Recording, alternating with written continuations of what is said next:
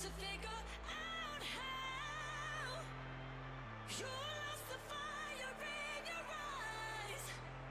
'Cause I can't change it, what you're wasting. Now that your gaze is polarized.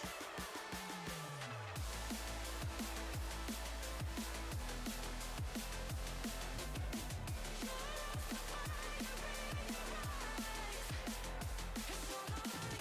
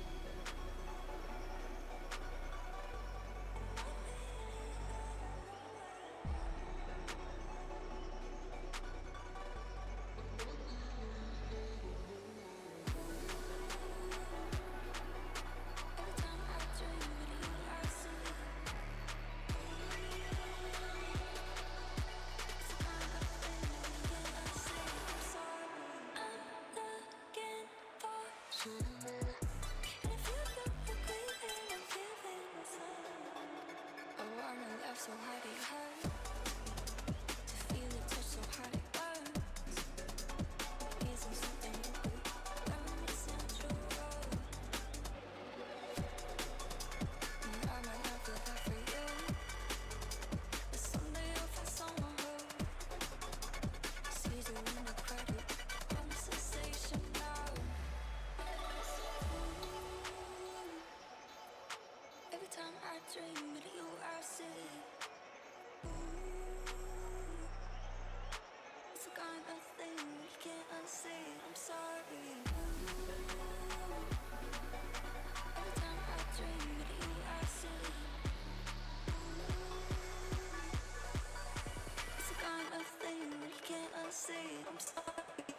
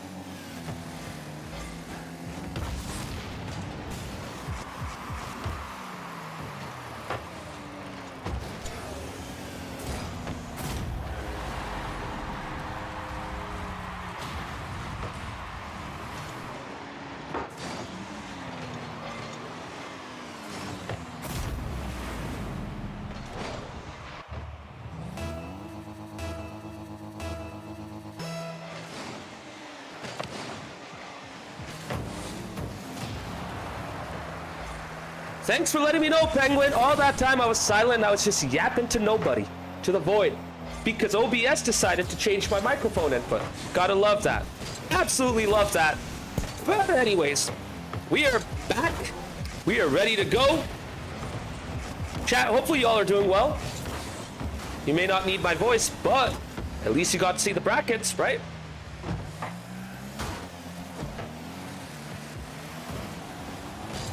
Oh, what a save right there from Polar. The Rebellion under the Kosh, dealing with a bit of pressure, and now they get to kickstart their own attack. Shorts gets bumped out of the way, which gives time to Red 4 to clear it out. But now Polar keeps it going. He's going to go up to the corner, bumps Debit, who plays a bit of a heavy pass, which basically becomes a clearance, but Shorts comes in to take over. Doesn't get the second touch. Triple C gets beaten as well. The ball's in the orange half. Shorts needs to get back. Polar is back. Bear Blitz centering it. Debit said, you know what, I'm going to go for it. And now the net's open at the other end. But Triple C does not get a handle of the ball. He cannot get a clean shot. And he cannot get it into the net. Bear Blitz gets back right on time. And that may have been a missed opportunity for him. But Polar takes advantage of the situation. Steel Army panicking a little bit. Debit just playing a loose pass. Red 4 trying to get to the ball, but Polar reacted first, and the Rebellion take the lead with 2 minutes remaining. 2-1 to the boys in orange.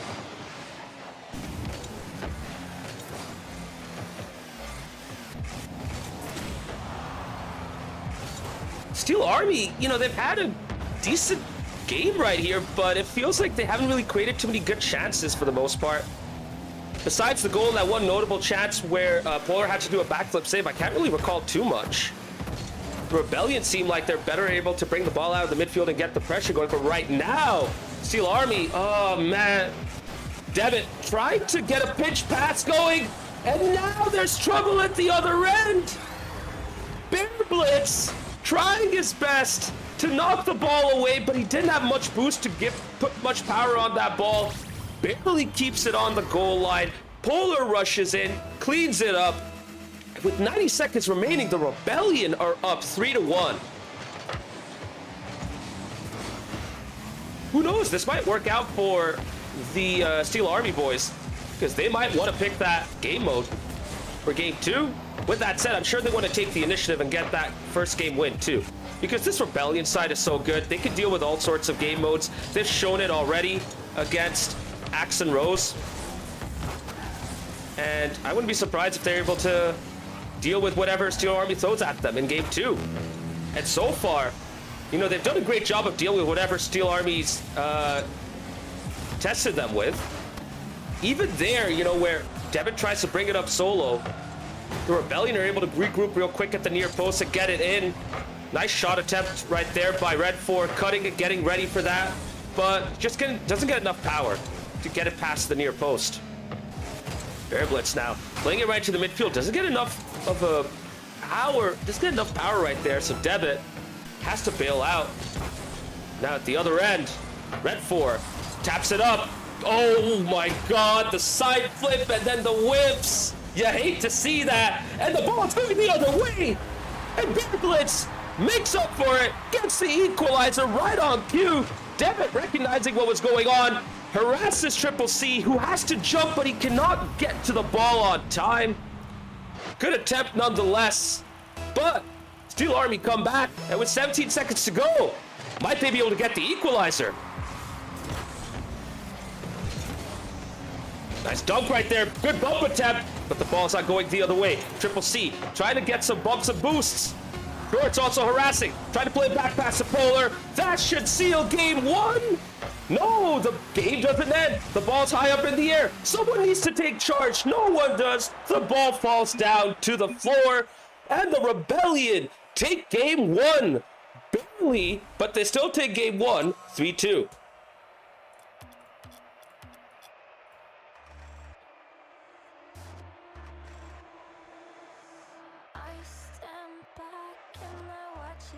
That was close, chat.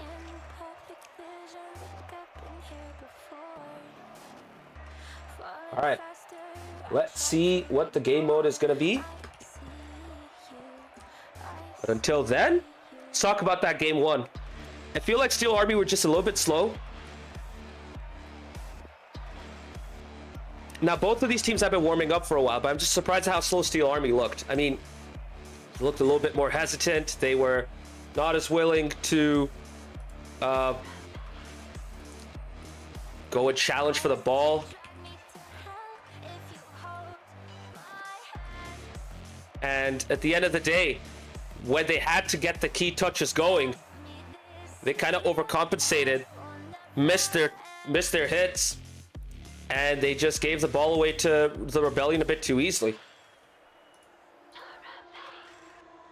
Chat, we're going to be going into game 2 real quick right here. No time to waste, no time to wait. And we are going to go into the ICDFH Stadium. Ice covering the floor instead of grass. It is snow day, that is right. Steel Army picking the ice hockey game mode just as they prefer. We'll see if they can take advantage of it right here.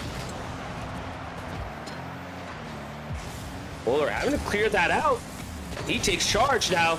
Gets an insane 50 with no boost. He keeps it up. Pitches it to the middle. Raisin Boy has to be careful. Oh my goodness, that ricochet was unfortunate. Polar alert as always. And the Rebellion take the lead in this game too. Steel Army are not going to be happy about that, but the only thing going in their favor is that there's still a lot of time. But for now, it is 1-0 to the Rebellion with only 27 seconds played.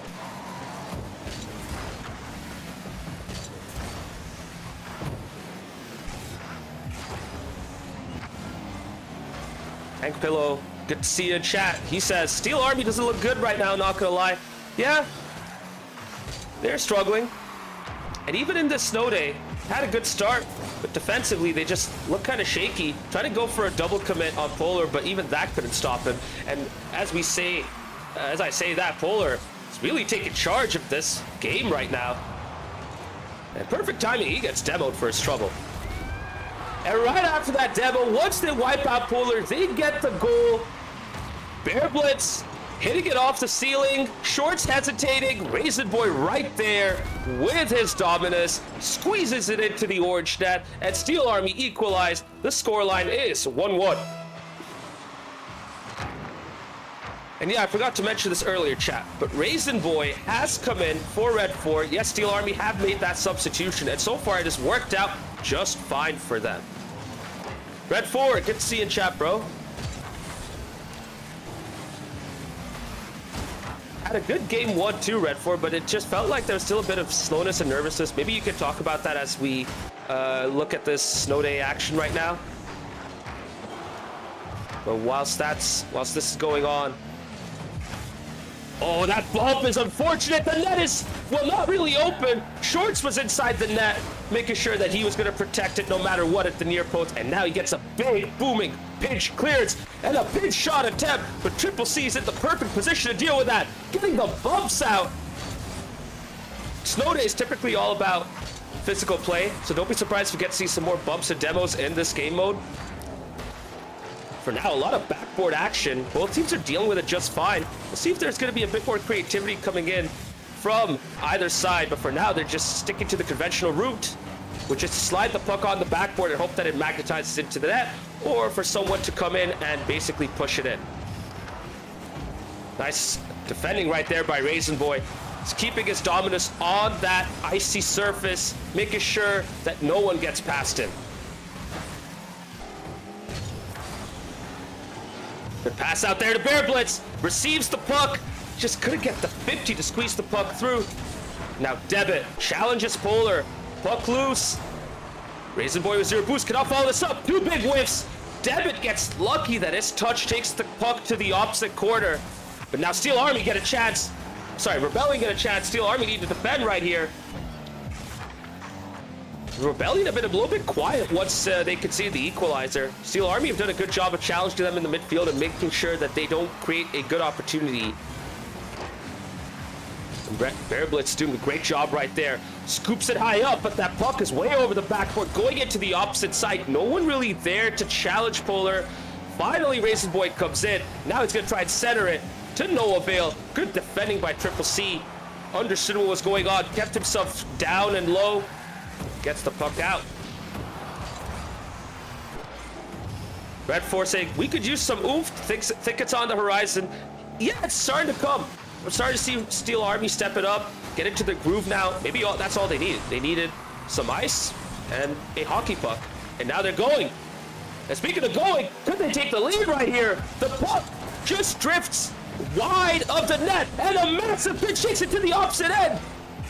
Blitz, alert to the situation, gets to the near post and clears it out. Yeah, don't be surprised if you start seeing some wild pitches in this game, by the way.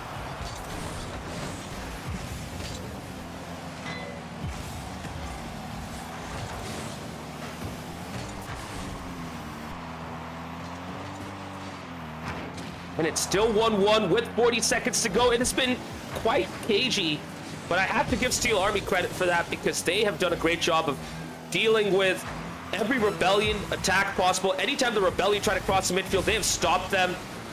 Bear Blitz doing great with his dribbling. Couldn't beat the second in shorts, and the puck goes to the other end. Polar meets it in the middle. At Devitt. Devitt brings it over. Polar needs to deal with this. He gets away with it. And yet again, he's doing a great job of keeping that puck close to his Octane. Shorts now takes over as the clock ticks down to 0. That puck is very close to the blue net, but Steel Army get it out. But we are only going to go to overtime when that puck touches the floor, which it does right now. Overtime begins right now. Here we go. Game 2, 1-1. Who is going to be the victor between Steel Army and the Rebellion? It can honestly go either way. As good as Steel Army have been defensively, the Rebellion have been better at clearing the puck out to the opposite end, and they've created some more dangerous chances.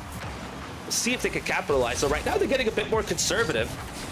Short's now meeting in the midfield, just trying to shoot it into the net, but he couldn't get any power on that puck. Triple C doing the same thing, clearing it out to the middle. Shorts, backflips.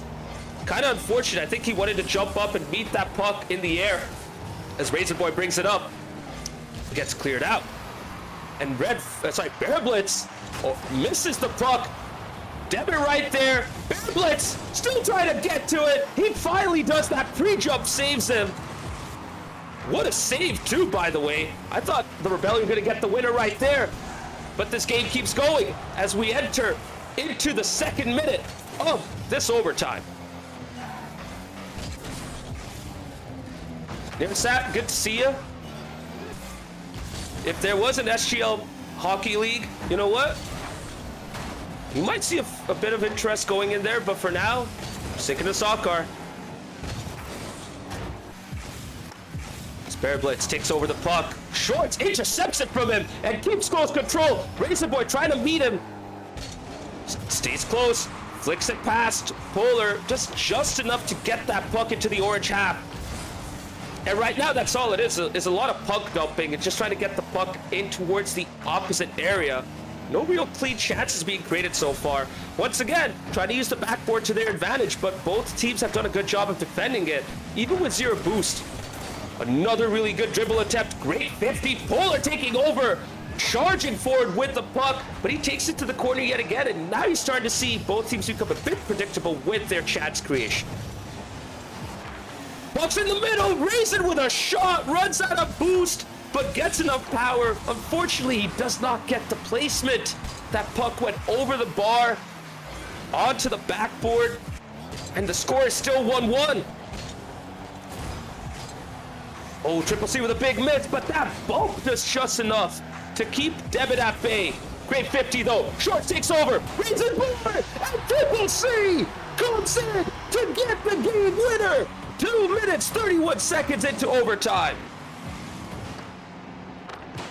Now that was a tough situation for Raisin Boy because he had to deal with Shorts. If he overcommitted, Shorts would squeeze it to his near side.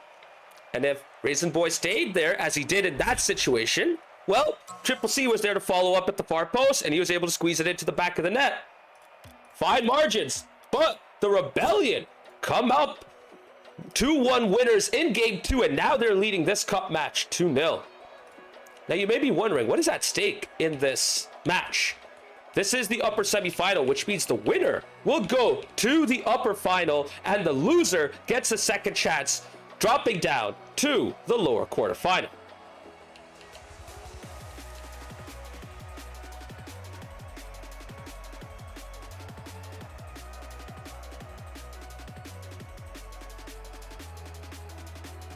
Flying Penguin in chat saying the regain will go so hard.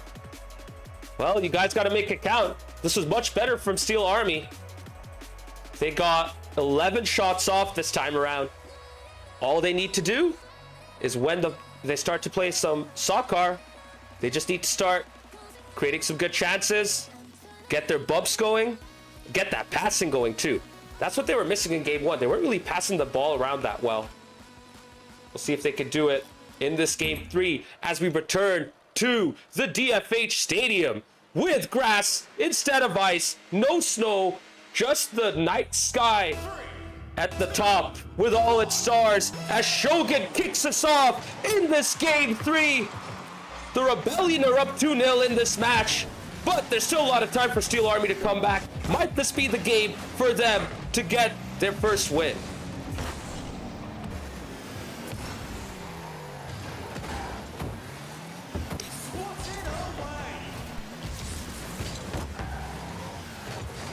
Hey, Luis, good to see you in chat. Can't wait for this to be an all-MLS matchup in 5 years.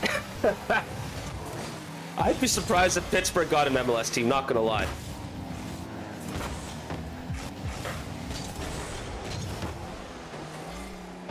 I mean, they may not have an MLS team, but that doesn't matter. Their fan base is still super proud of them. Winning their first USL championship this year. They got a good number of fans busing out to Tulsa, Oklahoma for the Cup final. I say Cup final, sorry, I'm thinking of the SGL Cup. The USL Championship final. Bunch of these guys were there, actually. Both Raisin Boy and Debit did travel over to Tulsa. They were both able to be right there as they saw the penalty shootout victory. Celebrate with the players and the staff with the trophy right there. An incredible day for those boys, for sure. And couldn't get going for them right here. Debit gets a shot, but it dinks off of the crossbar. Much better, though, from Steel Army. They're starting to create more of those chances. They're just not able to capitalize, and Polar has been spectacular today, doing an insane job of dribbling the ball out, or the puck if you're talking about game 2, from the back, and keeping control as well. Honestly, that's probably been the difference maker in this match, is Polar and his ability to bring the ball out of the back. Steel Army just haven't been able to do it as much, though Bear Blitz has done a good job of that himself in game 1. It's just they haven't been able to bring it as far and as quickly. Raisin Boy, ooh, that's not a good miss. Bear Blitz looking awkward, just touches it. Debit cuts in, open net. Bear Blitz gets the first goal for Steel Army. Chaos right there, triple commit from the Rebellion. No one meets the ball and everybody is out of position. That is not how you want to concede a goal if you are one of the Rebellion boys. For Steel Army, they don't care how they score. They're in the lead. Skyline, thank you very much for your generosity, bro. I say it all the time, but I'm telling you, man, you don't need to do this, but the fact that you are, much love to you, bro. Much appreciated. And it's perfect timing as well, because Polar gets the equalizer. Great mix right there. Touches the ball off to the side, jumps up, so he still has a momentum when he's able to go up the side wall. Jumps off the side wall with the boost that he had remaining, gets quickly to the ball, powers it into the net, just as Steel Army's third man was coming up to challenge him. And Polar has been on top of his game. He has definitely been the MVP of this match so far. But Steel Army come back with an answer of their own. Bear Blitz passing it out to Debit. Short's not ready to meet that. And Shorts was trying to just as Debit got to the ball. Powerful shot into the back of the net. Steel Army are up 2-1 just like that.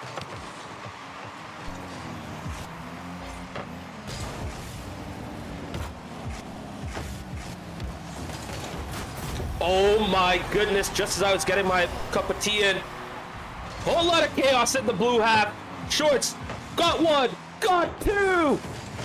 And Fairblitz, out of desperation, jumps up to try and meet the ball, but he's just not able to get enough of his octane to keep the ball out of the net. And straight after Steel Army take the lead, the Rebellion equalize 2-2 with 2 minutes remaining. Indeed, Penguin, it's absolute haymakers from both sides. They're not holding back this time around. That game 2 was very cagey. This game 3 has been anything but. It's been back and forth Rocket League action right here.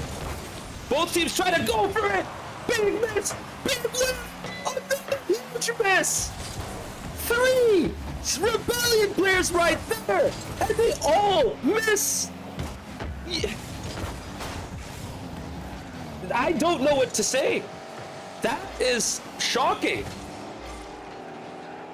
But Steel Army, they just haven't been able to capitalize on that bit of, I don't know what to call it, but they're coming up in the other end, Steel Army. Raisin Boy gets a shot. Oh my goodness. I believe that was Fairblitz. Yeah, that was. Barely gets a touch, but what a save from Polar to keep it out. Clutch from Polar yet again. But Steel Army are now warming up. They're upping their intensity.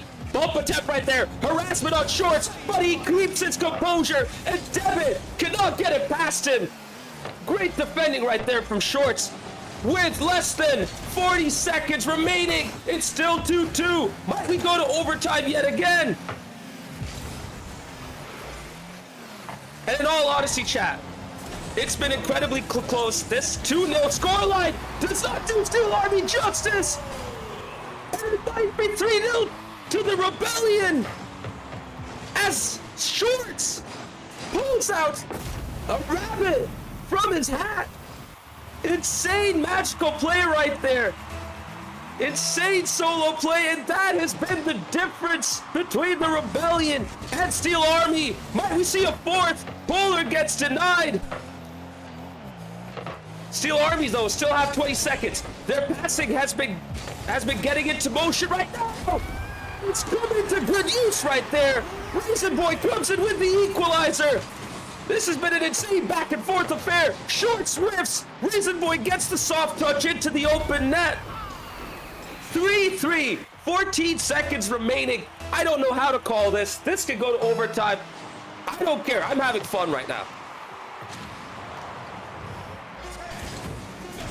Shogun counts us down. Steel Army, might they be able to get the game winner themselves? Pop up. Raisin Boy backflips. Polar sets up Shorts. He doesn't get a clean shot, but the ball's still up in the air. Triple C doesn't have the boost to follow this up. Shorts keep this up. Devin tries to clear it out. Nice 50 though in the midfield. And we are going into overtime in game 3. This has been an insane match so far. Really close to call. And this has been the biggest challenge that the Rebellion has faced in this matchup so far. But they still go for the winner. And make sure that Steel Army are still in this game. It could have been 3-0 in this match, but might it be 3-1? No, because there's a huge demo from Triple C on Raisin Boy. And now Shorts takes it to the other end. Oh my goodness, I thought that was going to be game over, but Devin keeps Steel Army in this game 3. Now chat, if you see some insane highlight plays, I implore you guys to make some clips so that we can get them featured in our Clips of the Week compilations, as well as the SGL podcast.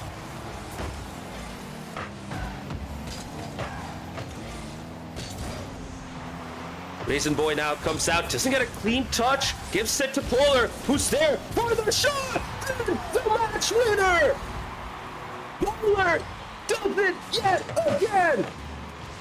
The best player in this match turns up and brings his Rebellion team 3-0 up and on match point for the upper final berth.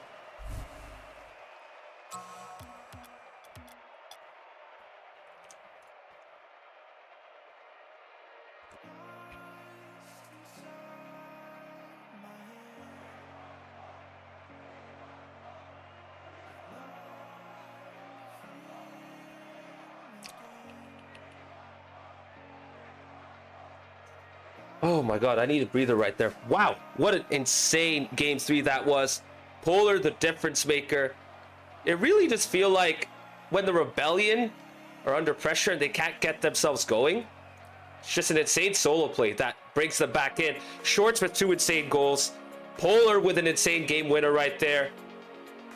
Actually, Polar had a good goal as well to equalize. So even when the going gets tough, they're able to come back and respond. And this has been Steel Army's best game so far. I don't know if they'll be able to keep it up. We'll see what they pick for the extra game mode, because that might be their response right here.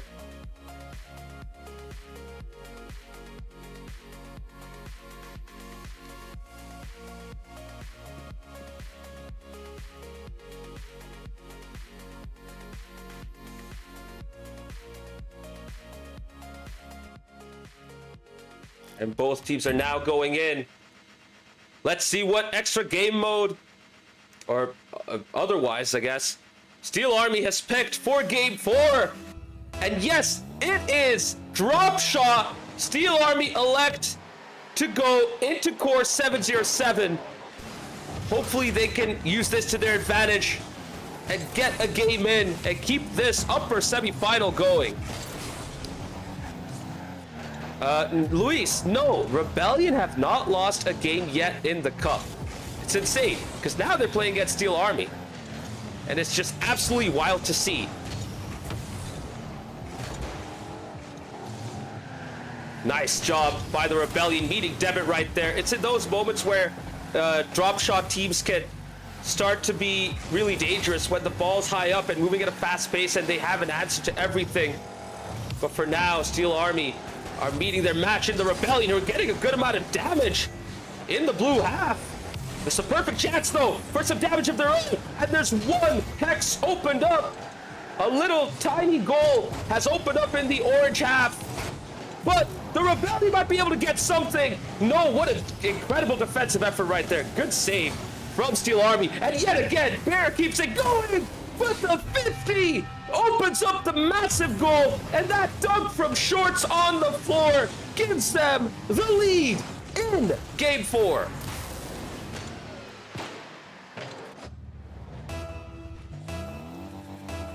Not gonna lie, it's wild to think of the Rebellion potentially getting 4 games without a reply. 2 sweeps, one against Axe and Rose and one against Steel Army on their way to the upper final. That to me is just crazy to think of.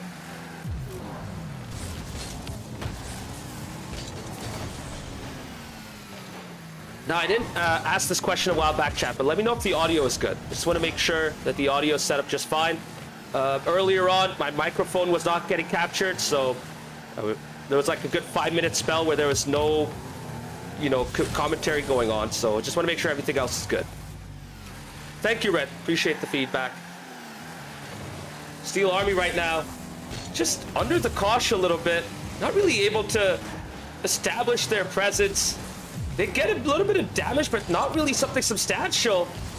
And the Rebellion have an answer to pretty much everything. Polar has been on top of this game right here. Great damage there by Shorts, intervening, jumping in just to get that bit of damage going in the blue half. Steel Army have yet to really open up a big goal in the orange half. Just 2 hexes open. Might this be the chance? There's a big area opened up now, right in the middle of this field. Debit now brings it up, misses, but the ball is loose and floating. Polar also misses, but Shorts bails him out. Razor Boy just trying to get a touch. Triple C takes care of it as well. Ooh, that was a chance to get some damage, Raisin. One of the good ways to get damage is to pinch on the floor. But Raisin just elected to hit it straight, which is fine. Ooh, great hit right there by Polar, setting up Triple C. Good save from Steel Army. Now Bear Blitz trying to shoot it. Not an easy effort right there. That's quite difficult, but he still went for it. And there's a big gaping hole in the blue half.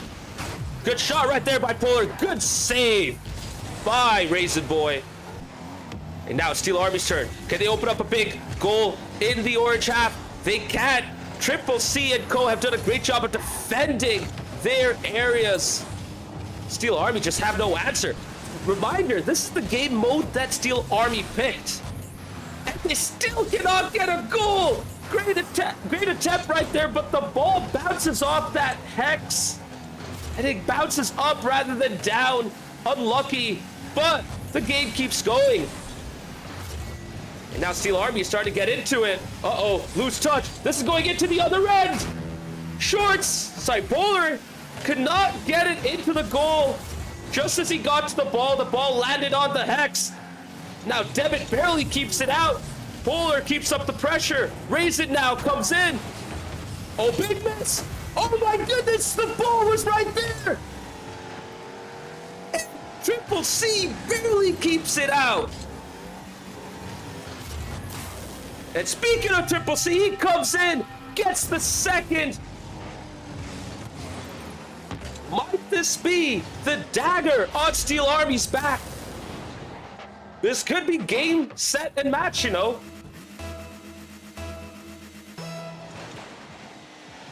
Two-0 up in this game. 3-0 up in this match.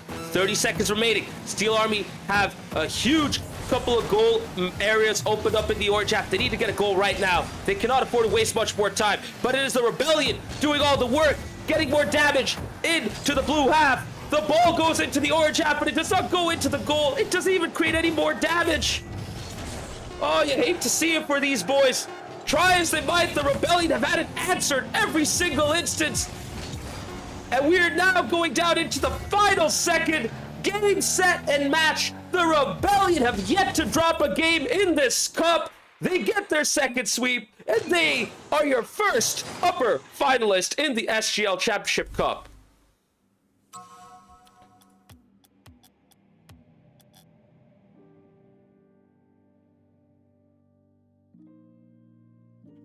Woo!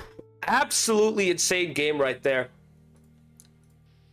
I was not expecting the Rebellion to sweep Steel Army like that. This is effectively first versus second, Steel Army being first. And yet, the Rebellion pretty much came out on top on every occasion. Now, it's not like they dominated. I mean, Steel Army had a lot of good moments, but the Rebellion had an answer to pretty much everything Steel Army threw at them. So, yeah, they're the real deal. They're scary, that's for sure. It's no surprise to see Steel Army keep Raisin Boy from Game 2 onwards. I mean, once he came in, Steel Army looked way better. But even that couldn't be enough for them. Steel Army tried to get their passing game going. They tried to get their bumps going. But the Rebellion were just so comfortable. They were able to deal with everything that was coming their way. They had their third man get harassed. They were able to deal with that. They had passes coming in off the backboard, off the sidewall. They were able to deal with that. They had solo play attempts. They're able to deal with that. 50s pretty much won by the Rebellion for the most part. And Polar played a big part in that. For me, he was the MVP. I think if he didn't have that kind of performance, this result would not have looked this dominant for the Rebellion. All right, so we have about 20 minutes until the next match. So how about we get an interview going? Let me see if we have any interviews ready to go.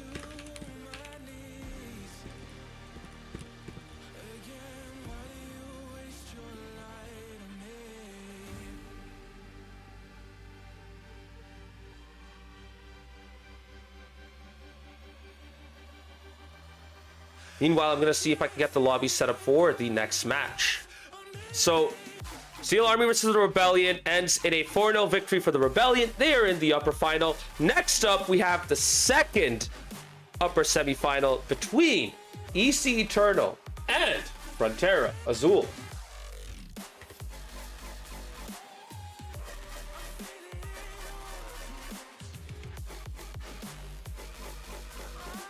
Boom, there you go.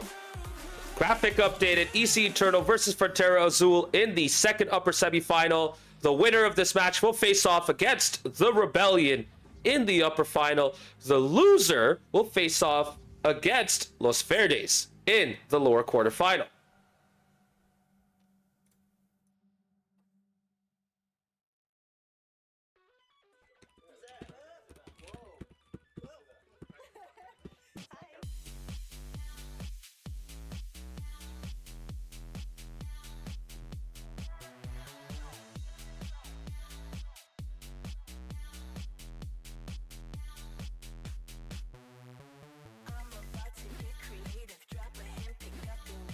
So chat, bear with me for a second as I get a whole bunch of things set up.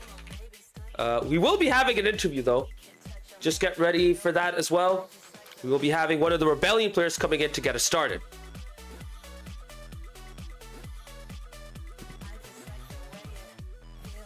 GG's Polar. You were absolutely massive in that matchup, bro. I don't know how you're able to turn up like that, but you were absolutely incredible.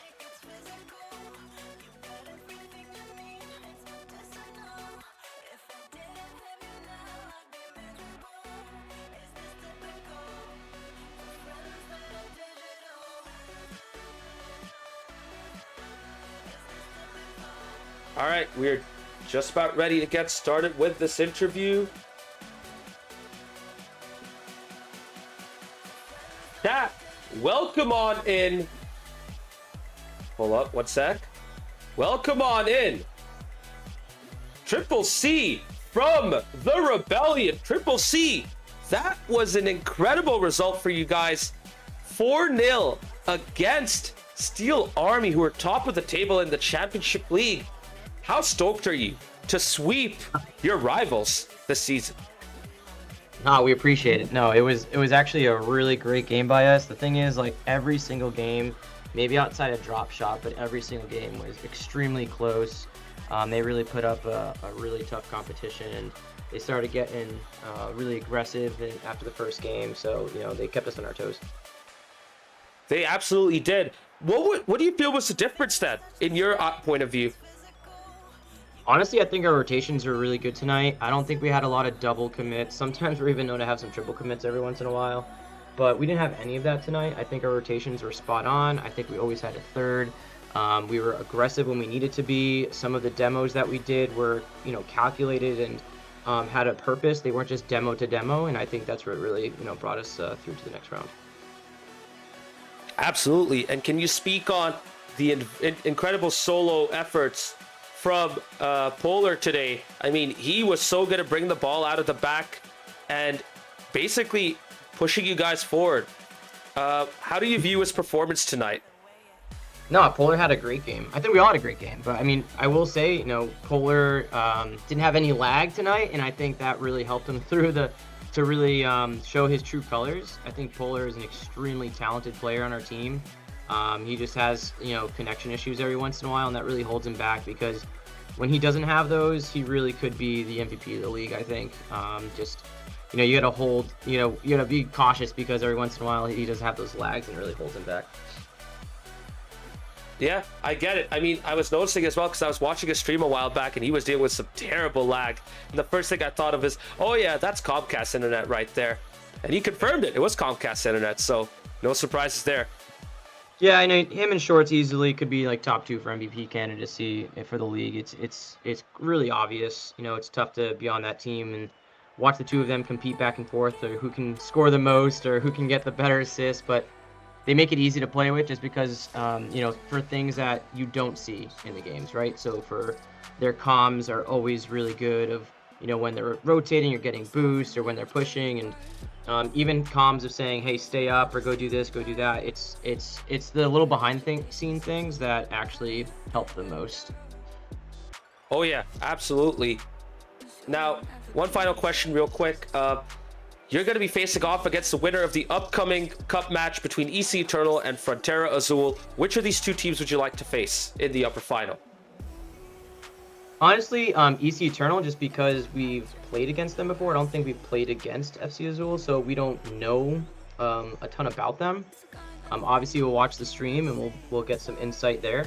But just through the fact that we know EC Eternal, we know their play style, we know how they play against us specifically, I think it was going to be really beneficial for us if we want to keep moving up through this tournament. We want to play someone we know. I think the unknown is going to be my concern. So yeah, I'd definitely rather play EC Eternal. There you go, chat. Triple C wants to play EC Eternal. You know what? I get it. I mean, they're an interesting team for sure.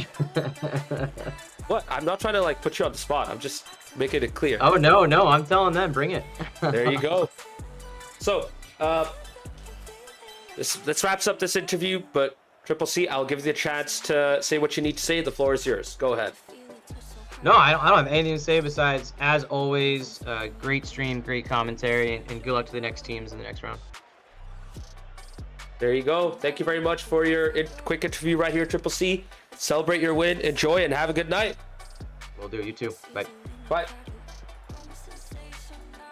That was Triple C of the Rebellion. Sounding really stoked. Not gonna lie, I would be as well. That was an incredible win.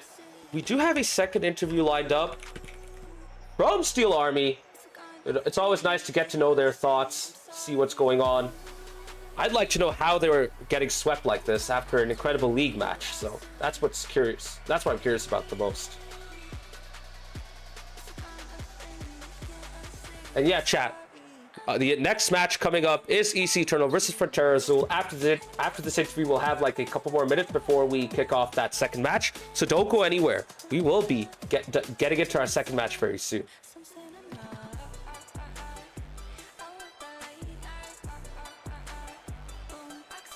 And from Steel Army, chat, welcome on in. Debit. All right, you gotta tell us what happened right there. When you guys last faced the Rebellion, you took them to 5 games in the league. Here, you got swept. I know each of these games were close, but why? How come you guys got swept right here at the end? Like, what's your point of view on this matchup? Yeah, I'm just here so I don't get fined. No, I'm just joking around. But yeah, I don't know. I thought we were playing well some of the times, and sometimes we just didn't get the opportunity to get it to land. Kind of looked a lot like a Sounders RC matchup out there. Like, get a lead, get a couple good offensive chances going, but like never like sustain the lead. So I don't know. It's just like those little things of not shutting it down and then not delivering in those crucial spots, especially in game 2 and game 3. Yeah, we definitely should have stole one back at least. Yeah, I don't think a sweep is a fair result, personally speaking, because you guys had a really good game 2, a really close game 3. That game 4 just kind of ran away from you. And speaking of which, you picked both game modes, Snow Day and Drop Shot. You know, you try to pick a game mode. Were you trying to pick a game mode that was to your advantage, or were you just trying to pick a fun game mode to play? Mostly fun at the end of the day, because like I want whoever's going to be playing out there to actually enjoy their time playing it. And the hard part is everybody enjoys Snow Day on our team, so like that's like an easy pick. And like we try not to play 2s because like we kind of got experience in the arena, but like for the most part we just want to play the fun modes. Like even whenever it came to game 4, I kind of asked around. I was like, what game mode should we do? Should we do Rumble next? And then I got like one call for Drop Shot, and I'm like, yeah, you know what, that's fair. We can try that. I feel like if anything, we'll try something that's a bit closer to somewhat 3s compared to, I guess, maybe Rumble, where, I mean, we've looked at the clips on the podcast. It can get absolutely insane at some times. So I feel like we weren't ready for that down 3-0, or at least maybe not quite ready to handle that 3-0. We really wanted that 4v4 if Gogan was on. Even though the rules don't state it, I really want to try that with them someday. Hey, maybe we could try it out, you know, outside of a competitive match. I think it would be a nice experiment to see how it goes. But yeah, as I said just before, we gotta save it for like another time, basically. You don't regret your game choice selections, do you? No, I really don't. Because whenever it comes to like the extra modes, it's a little bit of like an anything goes in that situation. Like you saw, like in Snow Day, like we could have had it, and it was just unfortunate at the end, especially whenever it came to I think their first goal too. How that played out, like hitting off the post and off Raisin's rear bumper. So it's just kind of like unfortunate bounces at the end of the day. Drop Shot, that was just let us hit everywhere but the actual hole. So it's a little bit on us at the end of the day. But at the same time, like, I mean, like we're fine with Drop Shot. We just need to touch up on a couple things there. But I mean, I really don't regret them because I'd say out of the other ones, I'd rather do the one that gives us a 3v3 game rather than a 2v2 game. Absolutely. That's fair. That's fair. So next up, you guys are not done yet. You're still in this tournament, but you're now in the lower bracket. You will be facing off against, trying to remember, the winner of EC Defiance or Axe and Rose. Is there a team you're looking forward to in particular, or would you be okay with playing either team? Ultimately, I'll be okay playing with either team, but I think in my head for both scenarios, I think it's funny, for either one because EC Defiance, I put them 6th at power rankings one week, and Bird was like, "Damn, Devitt finally got a hot take on one of these things," so I think that would be funny to run it back with that. And then with Axe and Rose, like the last time we played them, they kind of felt like they should have got one whenever they got swept. So, I mean, I see both matchups being fun. It should be fun. Absolutely. Well, there you go. So, I mean, there's a chance that you guys might be able to go all the way to the final and face the Rebellion again. Now that you've played them right here, do you guys have a better idea of how to face them again? Even in the league, for that matter? Or are you guys just hoping for a bad day? Hoping for a bad day. I've never heard that in an interview, and I'm actually impressed that you put that there. Thank you for doing that, because that's a good additive to a question.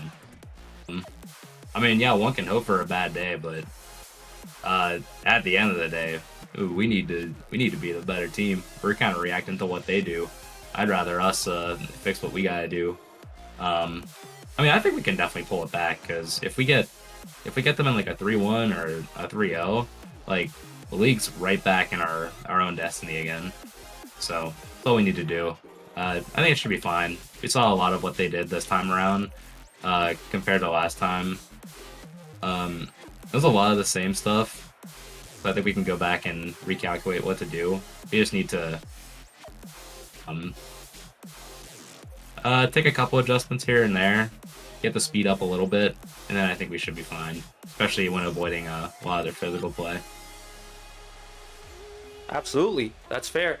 So, Devitt, that about wraps up the interview right here, but I'm going to give you the floor. Say what you want to say. Go ahead. The floor is yours.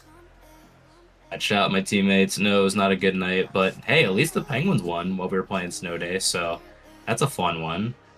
Shout out to the Hounds. Shout out Mayor Ed Gainey for doing a Who Are Ya for the Steel Army as they were there in person.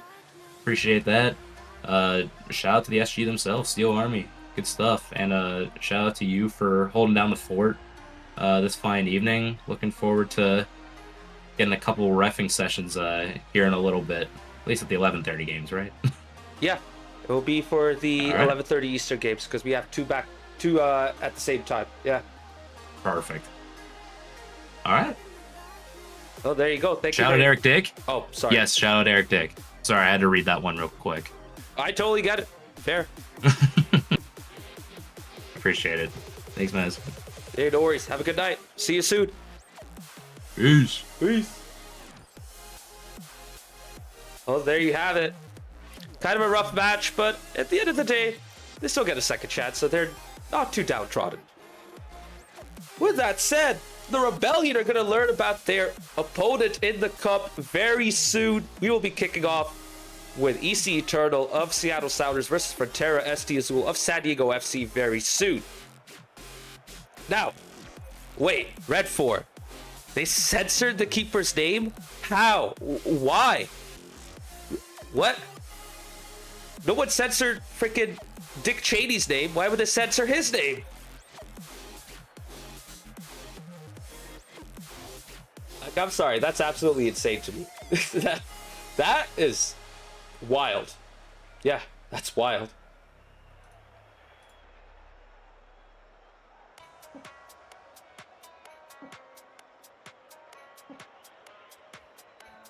Right, so one thing I'd like to do before we kick off this upcoming match is I do want to show off the the bracket. Just getting that updated real quick, so just bear with me, chat, as I get that set up.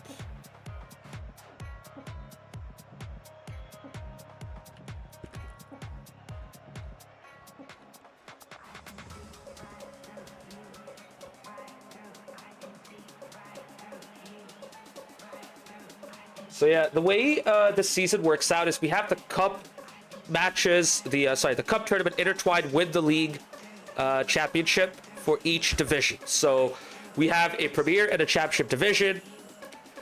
Each division has a league and a cup tournament. And the way we're making season 10 work out is we're basically holding the cup tournament at the same time as the league championship. So this is kind of like a soccer season where you have your cup tournaments happening at the same time as your league competition. That's what's happening here as well. So in every third week, we are going to have a cup round played out. And in between those cup rounds, we will have 2 league weeks be played out. So right now we are in our cup week. Next week will be a league week. And then the week after that will also be a league week. And in 3 weeks' time, we'll be entering into our next cup round for our next set of matches.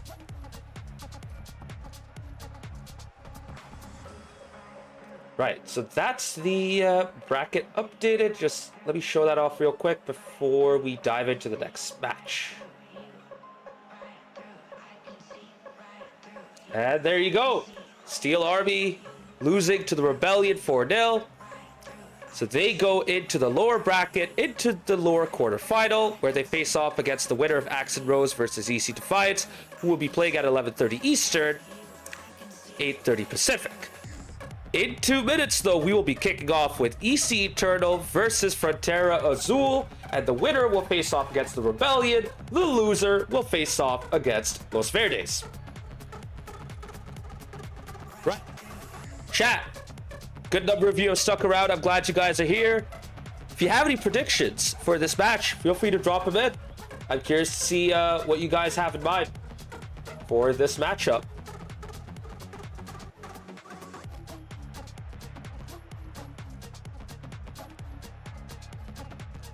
Personally speaking, I think this is going to be a close match. As good as both of these sides have been, I'd say EC Eternal, because they have a bunch of newcomers, are still kind of inconsistent. Frontera still have that backbone from the past locals teams with Dr. Aquatic and K Doughboy, and they added a brand new player in the Divine Waffle, but he's still coming to grips with SGL, still trying to get used to the league. And you can kind of say the same about EC Eternal. They have a couple of new players in Deep Sea, Philosophy Girl.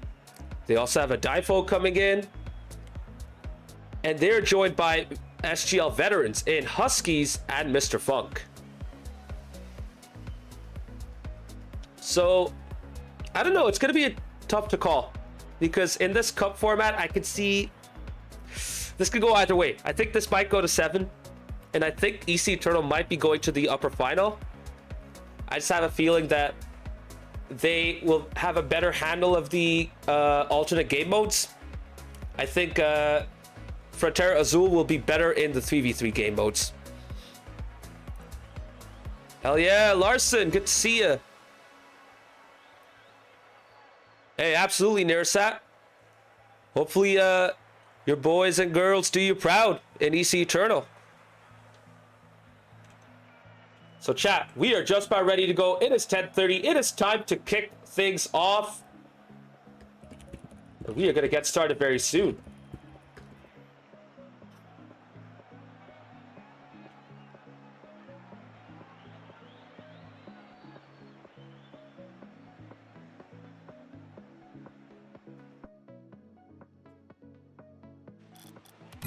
Both teams are going in.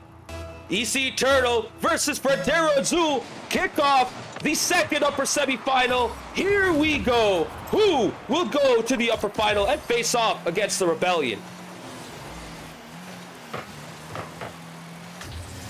Lining up for EC Eternal, it is Huskies and Mr. Funk, the SGL veterans, together with Philosophy Girl, the newcomer.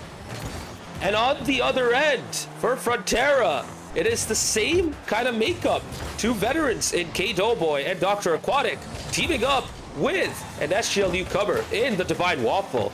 And Waffle is going for a double tap, misses! Dr. Aquatic also misses! Oh my goodness, that should have been 1-0 to Frontera, but they just couldn't get the finish in. Oh, they're gonna rue those missed chances, that's for sure. EC Eternal still looking a bit slow. They still look like they're trying to settle in. This is the time for Terra Azul to get the first goal. Great defending right there from Huskies. Loose ball. Good 50 right there from Philosophy Girl. Taking it out to the flanks and finally clearing it out to the orange half. Speaking of Philosophy Girl, she gets a nice 50. Try to get a second one, but KJ clears it out. Speaking of clearance, nice clearance right there from Huskies, taking it all the way to the orange end. Divine Waffle couldn't get a good touch. Aquatic finally takes it away. He's going to chase that ball. Could have tried center it. Couldn't get to it, though. Now Waffle keeps up the pressure. Good demos right there from both sides, but it really doesn't do much to disrupt either team. They're still going with the flow, keeping their rhythm going. So far, so good for both teams. Their rotations are looking solid, if not a bit conservative, but I get it. It's game one. You don't want to take too many chances, but when you have an incredible goal scorer like Huskies, you don't need to worry about being too conservative. Great effort right there from him, not giving up, getting back to the ball with almost zero boost, and he gets the dunk and the first goal for EC Eternal. They lead 1-0. Ooh, good kickoff right there from Frontera. KJ, though, met a rock-solid Philosophy Girl who stops that shot. And now let's see if Frontera can respond. Divine Waffle coming up, gets it off the corner, lets it go. And Huskies gets to the ball first. KJ had to go back just to make sure he doesn't get beaten. And now Frontera regroup.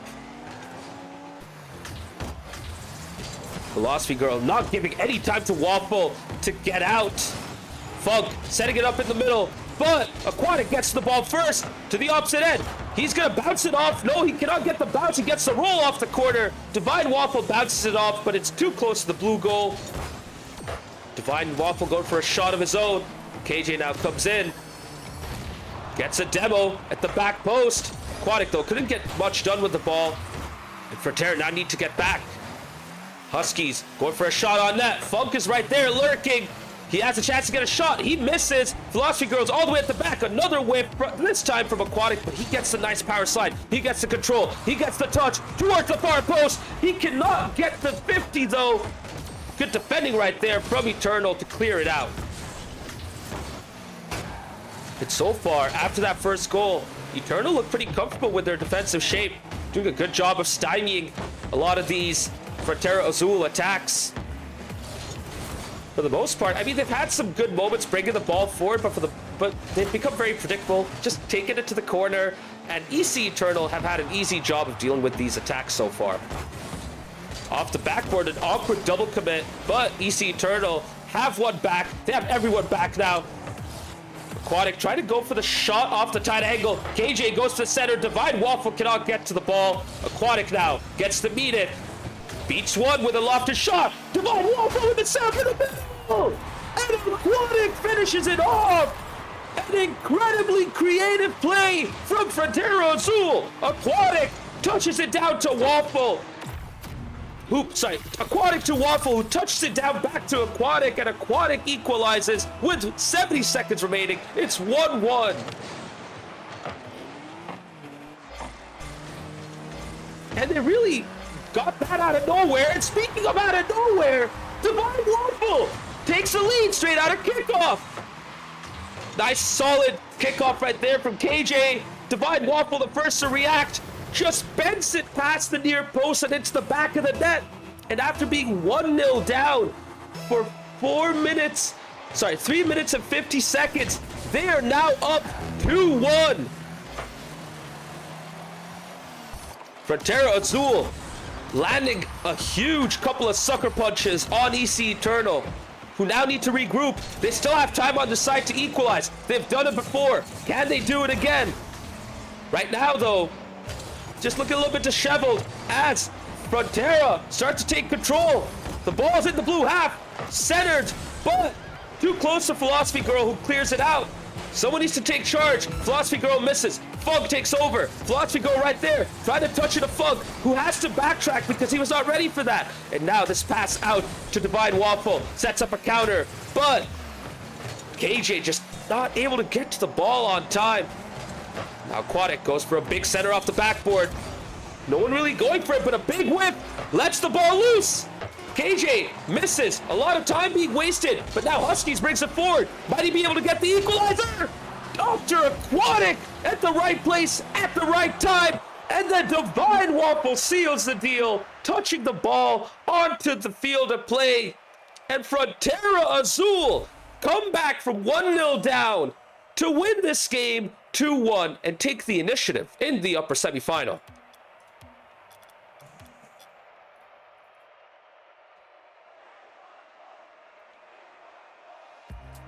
That was really close, yeah. But Dr. Aquatic, he was ready for that shot. Braked right on time, kept his composure, jumped up straight, got his big skyline onto that ball, was able to clear it out. That was a clutch save.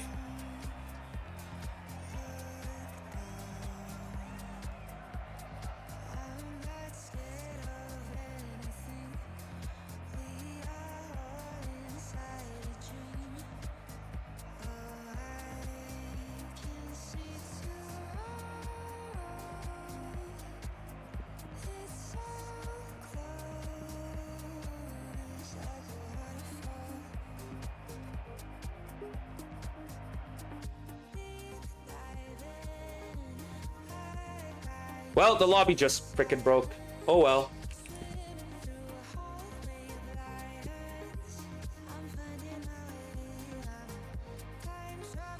Gotta love this game.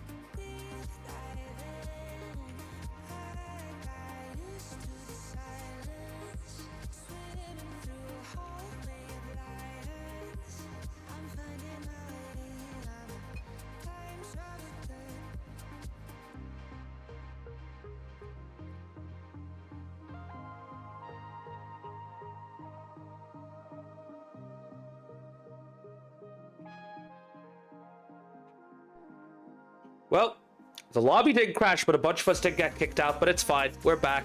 Should be able to kick off very soon. Now, assessing that game one real quick. Funk, I mean, that stat board doesn't do him justice. He was still quite involved, doing a good job with the defensive organization. Everyone was pivoting around him. Philosophy Girl was very active, but towards the end, she was just losing control a little bit, not getting the key touches, whiffing more often than not. It's unfortunate, but at the end of the day, still have time. They have the chance to come back, depending on the game mode right here.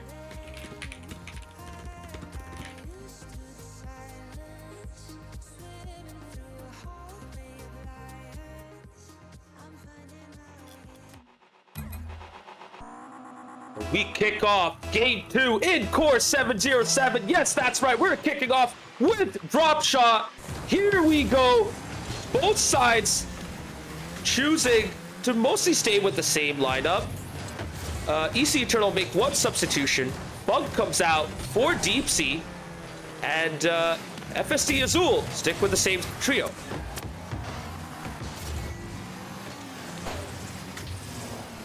Philosophy Girl beating Waffle. Ball's loose.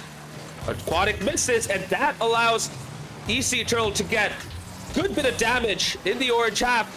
But there is a bit of an opening in the blue half. ECE Eternal they need to be wary about it. They need to be careful with that little opening. Make sure that they don't concede an early goal right here. You never know if a ball starts to go towards that area. Better to be safe than sorry. Ooh, nice 50 right there in the air from Deep Sea. Philosophy Girl trying to play it to the outside, but Huskies gets the big damage and the massive opening. Frontera got to be careful now. They have to worry about that huge opening in their half. ECE Eternal looks set, ready to go to get the first goal. They just have to make sure that this ball doesn't land in. And Deep Sea makes sure to get the ball away from the opening in the blue half. Frontera Azul are starting to grow into it, but ECE Turtle, nice soft touch. Aquatic comes in and makes the save, but it's not over yet. Everyone from Eternal, though, kind of backing off, unfortunately. And that means they're able to at least set themselves up defensively and clear the ball out. Ooh, Doughboy with a nice touch. Waffle with the shot, and he gets the goal! All Frontera Azul needed were 4 hexes open. That's all they got right here, and they take the early lead with that small opening. 1-0 to Frontera Azul in drop shot. Meanwhile, ECE Eternal at least has a massive opening, and they got another big opening in the orange half, so they have a good chance to get an equalizer right here, so they shouldn't be fretting too much with their current position. They should be fine. ECE Eternal should be able to get the equalizer very soon, but Frontera Azul are doing a great job defensively. Oh no, the unfortunate ricochet, and the ball still stays out. That ball should have gone in, but it bounced out of the side of that hexagon. They're going to rue their luck right there. And Frontera Azul get away with it. We'll see if they can take advantage of the situation. Deep Sea now going for a shot, lofted up, allows KJ to make the save. Big 50, the ball's high up. KJ trying to meet it, but Huskies get the first touch. Ball still loose. No one really going for it from the blue team, which allows Aquatic to get it away. And Divine Waffle is there to force the ball into the blue half. Philosophy Girl getting a nice touch, but the damage finally goes in from Frontera Azul. Now let's see if they can get an opening. That soft touch is dangerous. The ball rolls into the bottom of that hole. Philosophy Girl gets the equalizer. You can feel like that goal was coming, and Philosophy Girl takes full advantage of the 2 big openings. 1-1 with 2 minutes, 6 seconds to go.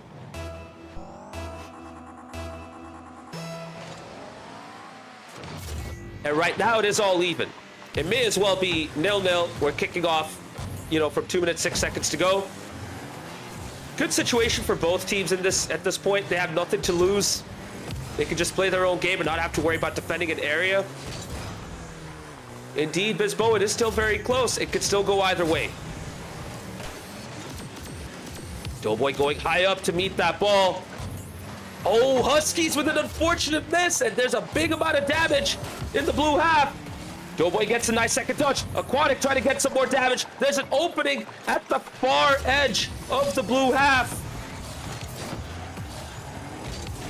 And Aquatic gets it out. Gets a nice demo as well.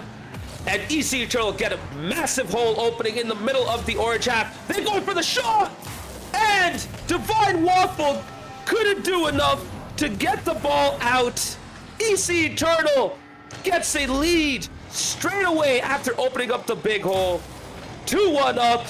Might they be able to win their game 2? Unlike Steel Army.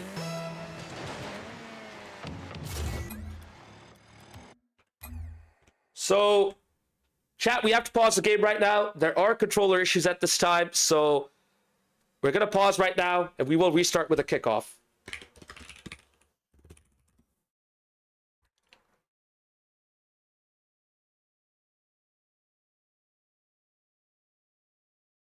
Nope, okay, we're doing it live. So the overlay is not letting me go into the matchup. We're stuck in this game screen. Just waiting for the controller issues to be resolved. All right. So,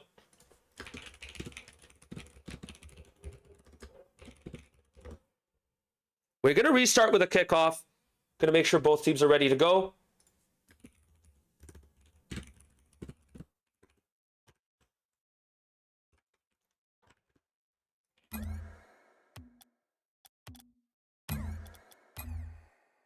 Oh, unpause. There you go.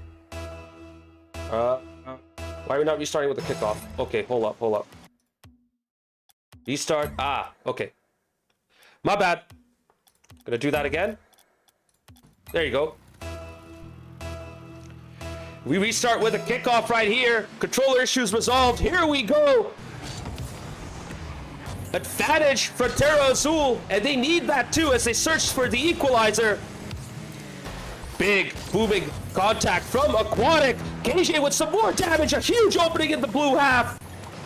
As we enter the final minute, KJ and Co. searching for the equalizer. Doing a good job of restarting with that solid bit of play. That Philosophy Girl brings up the ball. Gets a little bit of damage, but not much more. EC Eternal are taking their defensive stance. They're establishing themselves right now at the back.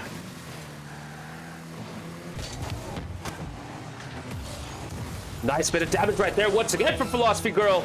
Good bit of time wasting going on as well, but the ball's out of the blue half.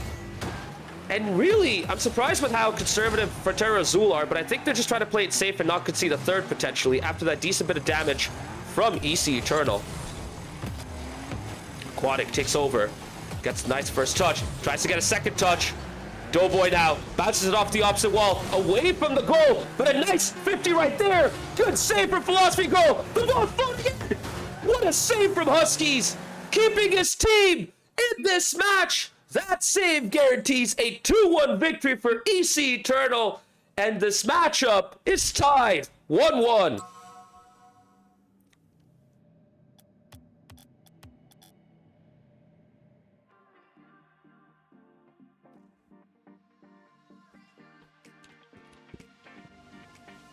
Your vision,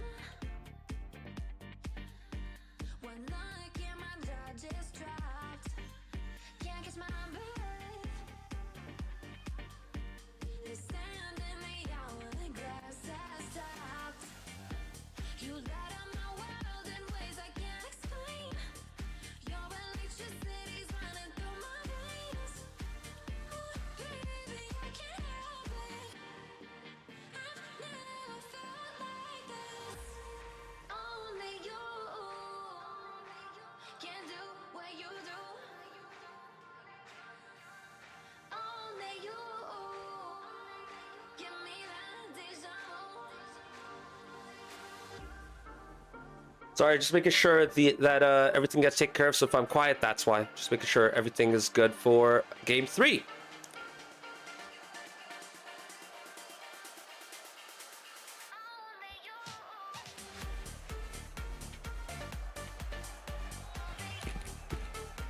And chat, both teams are ready to go. Yeah, Shay Bob, that is indeed a lot of damage. Philosophy Girl doing a great job in that drop shot game mode. And really, she was really good. Just making sure to make every touch count, get every bit of damage in. But now, she gets to take a bit of a break. She is on the bench as a Difo comes in and takes her place. And Funk comes back for Huskies. Here we go in game 3, and Frontera Azul get the perfect start 10 seconds in. They push back EC Eternal instantly. Deep Sea tries to clear, but plays it right to Aquatic, who forces the ball into the near post with a 64 mile per hour, 103 kilometer per hour shot, courtesy of Alan's BangersOnly.com radar gun. We love you, we miss you, Alan.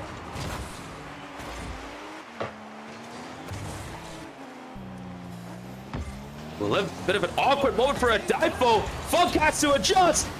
And Frontera Azul capitalize on that bit of trouble from EC Eternal. Divine Waffle should have had a goal right there in all honesty, but KJ was right there to clean up the mess and get the second goal for Frontera Azul. 2-0 to the San Diego boys.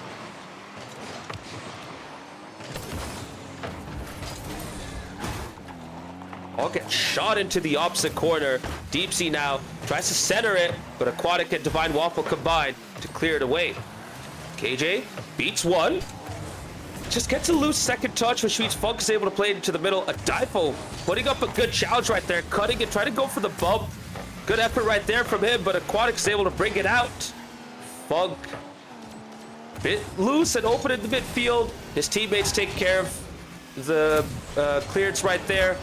And Funk finally gets back, plays it to Deep Sea. Deep Sea going for the shot! And what a goal from EC Eternal! Great pass right there from Funk. Deep Sea ready for it, and he touches that in to the near post. Divine Waffle had no chance of getting back at that. 2-1 to Frontera Azul, but EC Eternal are right back in it with an incredible goal. Chat, just as a reminder, if you see any bit of highlight that you want to clip and capture, go ahead and make that clip. We will then put it into our clip compilation, which we publish on YouTube for everyone to view. And we will also be letting our podcast host react to it in the next episode.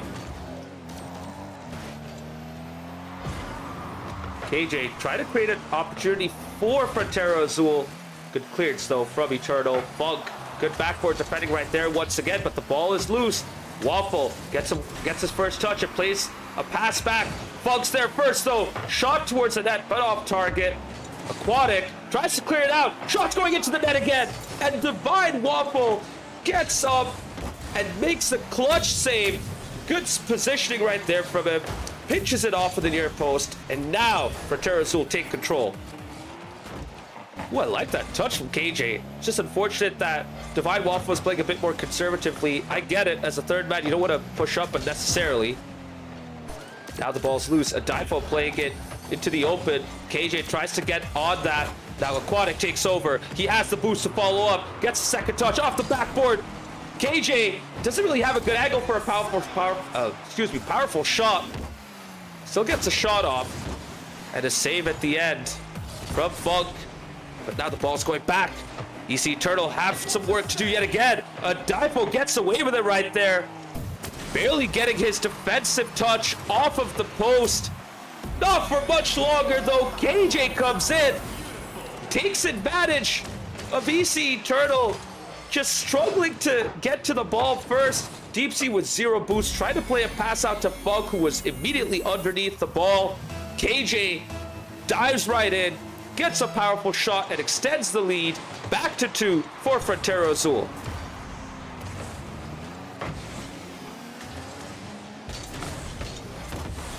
And right now, the San Diego FC boys right here are doing a great job in their 3v3 games.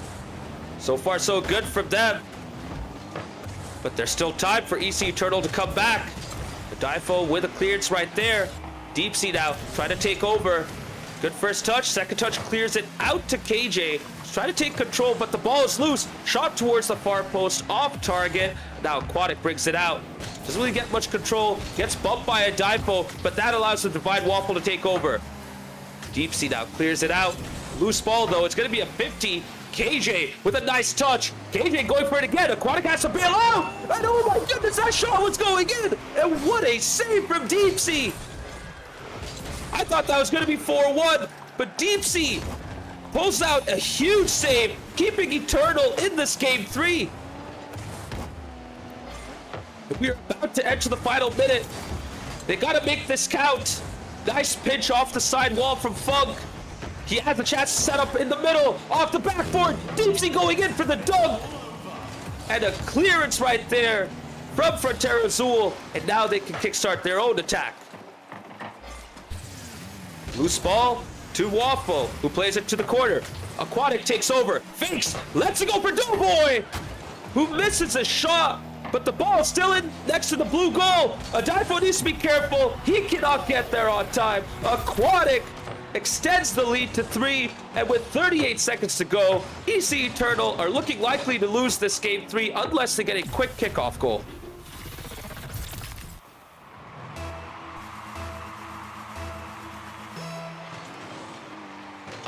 Not gonna lie, I'm looking forward to watching Kima play. We don't get to see him too often, so I really hope that Kima gets to make an appearance in this cup match.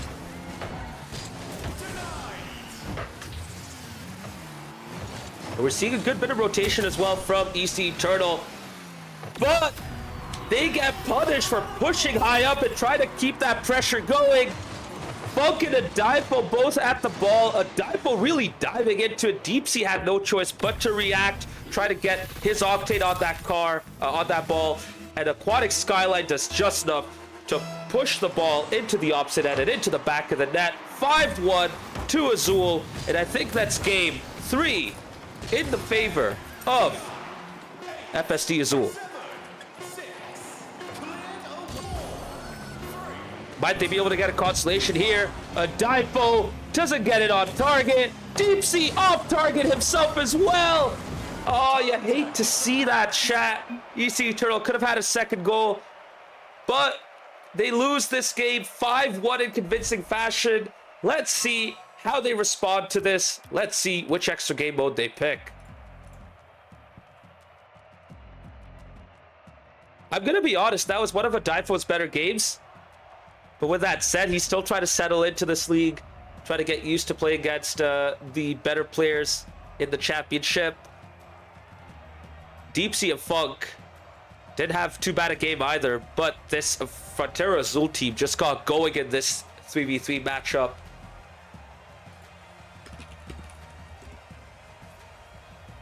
And unfortunately for Eternal, they've had to suffer a big 5-1 loss. Aquatic really stepping up and doing a great job. The rotations between him, Waffle, and KJ were incredible. KJ doing such a great job as a third man coming in and getting his shots off. Gets 2 well-deserved goals right there.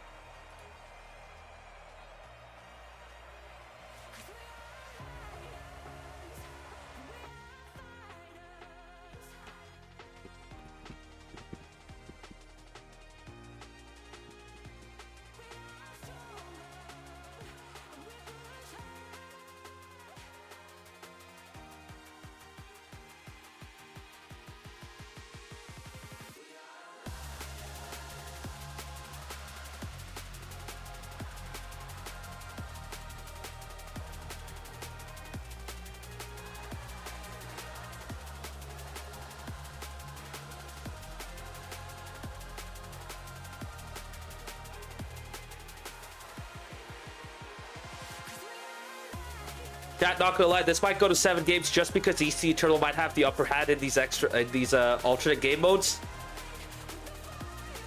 Really, the only way this doesn't go to 7 is if Frontera wins one of these alternate game modes in one of these even games.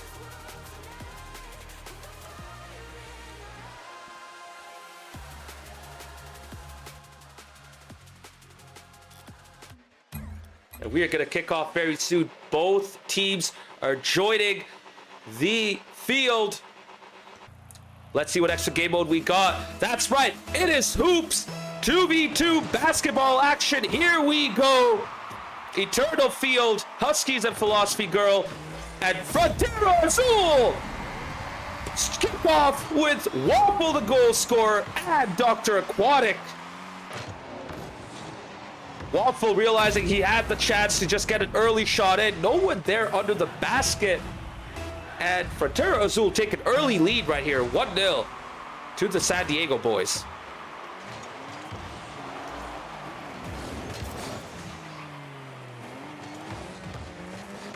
Good bit of back and forth right there. Clearances from both sides. Who's going to take charge of the ball right here? Looks like Frontera Azul take over. Huskies with a nice clearance, but Waffle gets a second chance. Aquatic with a nice challenge. Ball going in towards the net. What a save from Huskies. He enjoys playing hoops, and he's showing it right there with his good defending so far. Aquatic going for a shot off of the rim.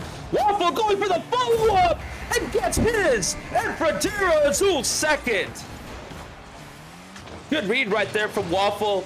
Gets up early enough, uses just enough of the remaining boost in his tank to get towards the ball and shoot it straight down into the basket. Frontera Azul are up 2-0, and we've yet to play a full minute of this game 4.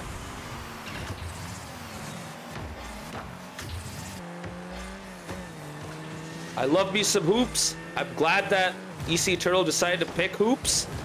We'll see if they can get the first goal for their side, and they do right there. Good passing play between Philosophy Girl and Huskies. Huskies noticing that Waffle was right there, so he directs it to the backboard. The ball bounces off the box and into the basket. ECE Eternal get a goal back. Uh-oh, this looks like trouble for ECE Eternal. Waffle, though, just not able to get a clean shot. Aquatic coming in as well. That double commit means they need to go back. 0 boost for both players, but Aquatic gets his boost right on cue. Now he's trying to go for a shot. Bit too much oomph. Clears the basket, goes into the opposite end. Waffle getting a miss himself. Nice first touch right there. This ball's floating into the basket. Husky's not able to get there on time, and Aquatic gets his first in this game. And Frontera Azul extend their lead back to 2. We have yet to play 90 seconds of this game, and we've already got 4 goals. Frontera Azul up 3-1.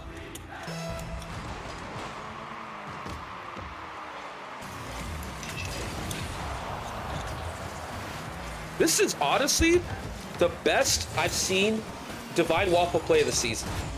We've heard from KJ that, from KJ in past interviews, that he does have the mechs in him. He has the capacity and the potential to play some really good Rocket League. He just needs to get used to playing in a team and getting used to the dynamics. And I think now he's finally settling in and looking really good. Even in these varied game modes, he has been impressing me so far. Nice control right there. Gets a pitch off of Aquatic towards Philosophy Girl, who plays it loose. Huskies needs to get up and intervene, but he misses. And Aquatic goes for the shot. Philosophy Girl off the backboard, clears it out. Good save right there from Philosophy Girl, but it's not over yet. Huskies, some good backboard defending yet again. Cannot get the second touch, and Aquatic keeps up the pressure. Ball still loose. Divine Waffle with a shot, but there's too much power. Aquatic doesn't get a good touch. Huskies brings it to the other end, but that bounce surprises Philosophy Girl, and now Aquatic tries to get his second to no avail. And right now, I think it is Frontera Azul who are looking incredibly comfortable in this Hoops game mode. Just getting a lot of nice soft touches to get the ball over the basket, getting some decent finishes as well. And they're preventing this EC Eternal side from getting out. But now is their opportunity. Open net. Philosophy Girl just not able to adjust and get a good touch. Has to bail out. Now Huskies has to get back and defend. Good clearance. That ball clears Divine Waffle, who gets the time to settle. Dribbles it out to the corner. Both EC Eternal players commit at the corner, and now the ball's going in to the other end. It bounces off the rim. It's still up, and Huskies does just enough to clear it out. But it's not over yet. Aquatic with an awkward touch, playing it back to Waffle, who adjusts. Huskies with a shot. Nice clearance right there off of the backboard from Dr. Aquatic. Philosophy Girl misses the ball. That gives Waffle a chance to settle, and he's choosing to waste time, trying to take his time to keep the clock ticking. And EC Eternal, they're just running out of time. They're running out of chances as well. Big clearance yet again. Waffle trying to go for the touch. Oh my god, that bounce might be in their favor, but the ball bounces away off of the rim. EC Eternal get away with it right there. With less than a minute to go, EC Eternal need to find 2 goals from out of nowhere. This Frontera Azul's side has been dominant in this Hoops game so far, but might this be EC Eternal's opportunity? Philosophy going for a follow-up. Nice second touch, but Huskies is there. He cannot get the ball over the rim. Cannot even get the second touch. With less than 30 seconds to go, it's now or never for Eternal. They need to get this back in their favor so that they can keep the match tied up, because in the 3v3s, Frontera Azul have been dominant so far. Waffle bringing it towards the other end. The ball bounces off the bottom of the basket. Aquatic off the corner. This is floating in to the basket. What a double touch. Barely keeping it out, but the clock ticks down to 0. Frontera Azul get their break point. They're up 3-1 as we head into Game 5 and another 3v3 game.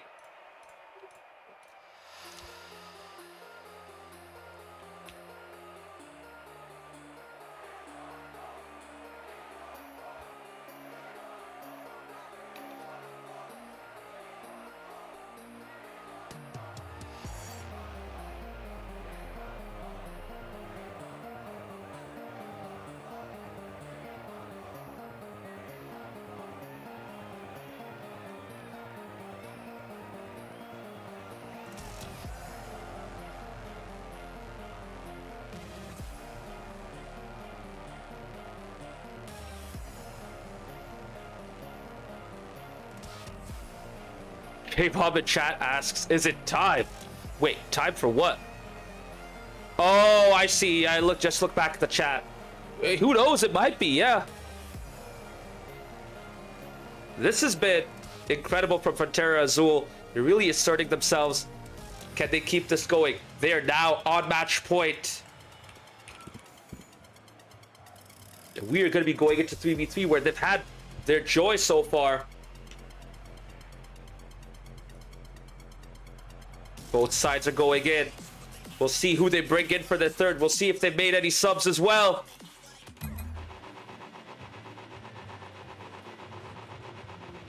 As we enter Boost Field Mall. And yes, that is right. We are going to see Kima make his first appearance in this cup match. Here we go. Frontera Azul on match point.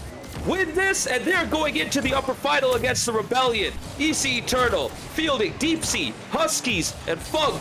Win this, and we're going to be going into Game 6.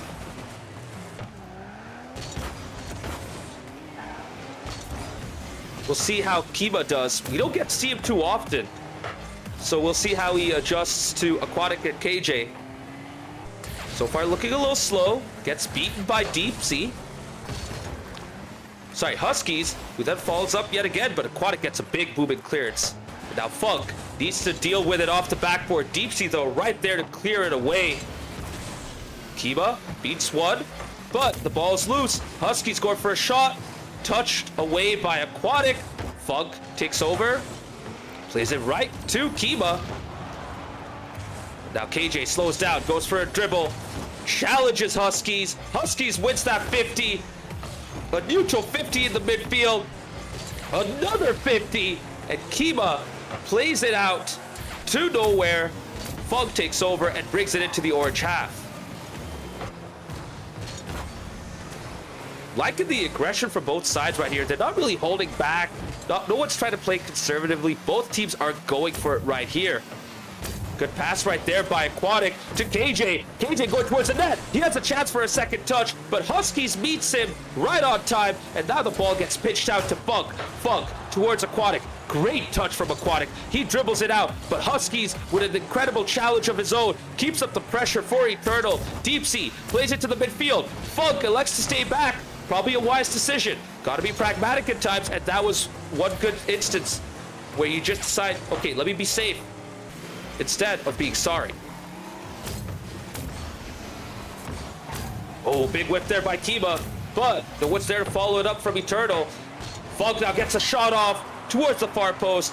K Doughboy gets a save, and now he brings it out to the other end. Big demo right there on Huskies as well. Aquatic going up. And no one gets a touch at the end. Kima doesn't get a clean contact. Gets too high a bounce. Loose ball yet again. Kima cutting, trying to get a touch. KJ beats it in the midfield, and ECE Eternal get away with it. And can they get a goal? They do! Two big missed opportunities from Frontera Azul. And Huskies comes up and punishes them for it. Gets the first goal for ECE Eternal in this Game 5. 1-0 to the Seattle Sounders crew.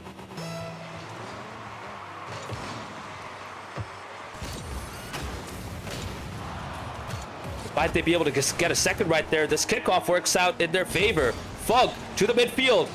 Huskies! What a shot from Huskies! Gets there at the perfect time. That's a pretty good center, but I thought it was going to be too close. Kima just couldn't get to the ball. Dodges away from it at the last second. Huskies bounces it off of the corner into the back of the net. He gets his second. Eternal get their second, and they're looking good with this 2-goal lead. They are up 2-0.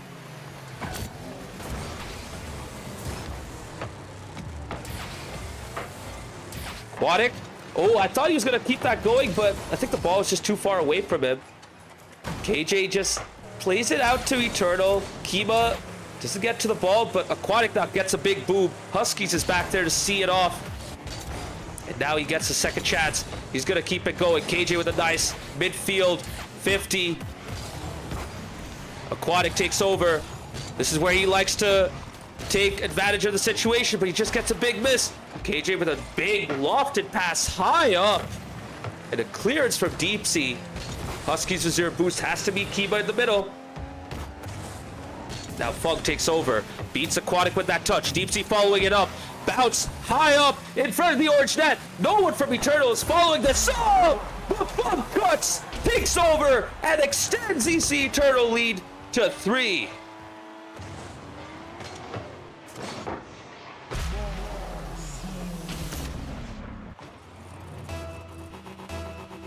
This has been a really, really good performance of EC Eternal right here.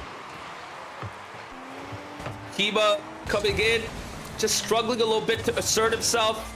He has the right ideas, just not getting the execution off. Just a bit too slow for this EC Eternal side. Sorry, against this EC Eternal side, rather. Speaking of Kiba, gets a shot off. Not on target, though. And Eternal are still up 3-0 with less than a minute to go. Might they be able to extend their lead to 4? Kiba with a nice jump, able to get a nice save. And Deep Sea keeps it up. Can he get a second touch? He cannot. Kiba clears it out. No one's there from Eternal. Sorry, from Azul. Huskies of Eternal misses, though. And it's now or never for Frontera Azul. They need to get this goal just to even stand a chance at equalizing at the end. But the clock keeps ticking. The ball is still loose. No matter what, EC Eternal have been able to deal with all of the challenges. They look pretty comfortable defensively right here. Kiba gets beat. Aquatic loses the ball as well. Huskies brings this up with 100 boost. And it's game 5 for EC Eternal. They're not counting themselves out yet. They're keeping themselves in this matchup. They get their second win, and now it is Frontera Azul's chance to pick the game mode.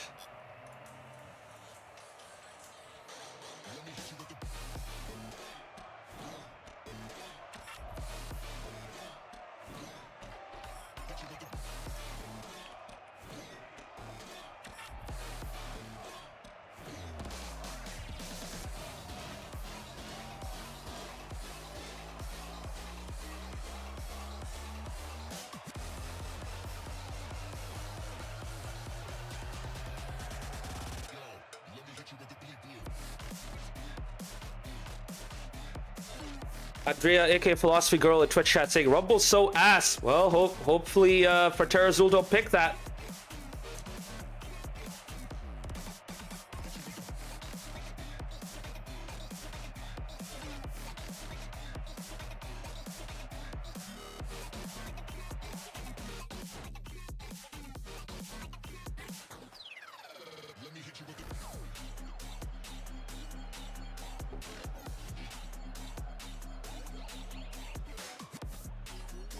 All right, we're going to be kicking off very soon in this game 6. Which game mode will it be? Will it be Snow Day? Will it be 2v2?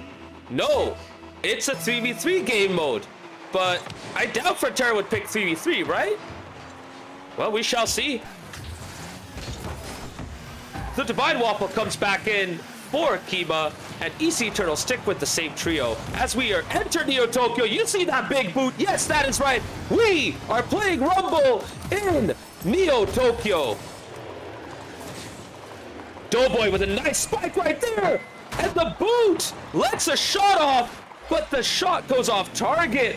EC Eternal get lucky with that. Magnet coming to good use by Waffle, trying to drag it into the net, and Divine Waffle magnetizes that ball perfectly into the back of the net. Great control right there. Huskies trying his best to bump it out of the way to no avail. It is Huskies instead who gets bumped out. And Frontera Azul take the lead after 35 seconds. 1-0.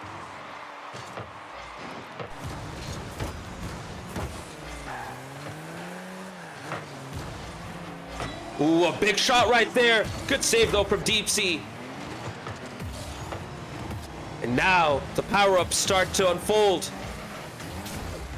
Ooh, the plunger right there. Great freeze power-up. ball gets stopped right there just before the plunger comes into full effect. Now we'll see what the second round of power-ups will be for both of these teams.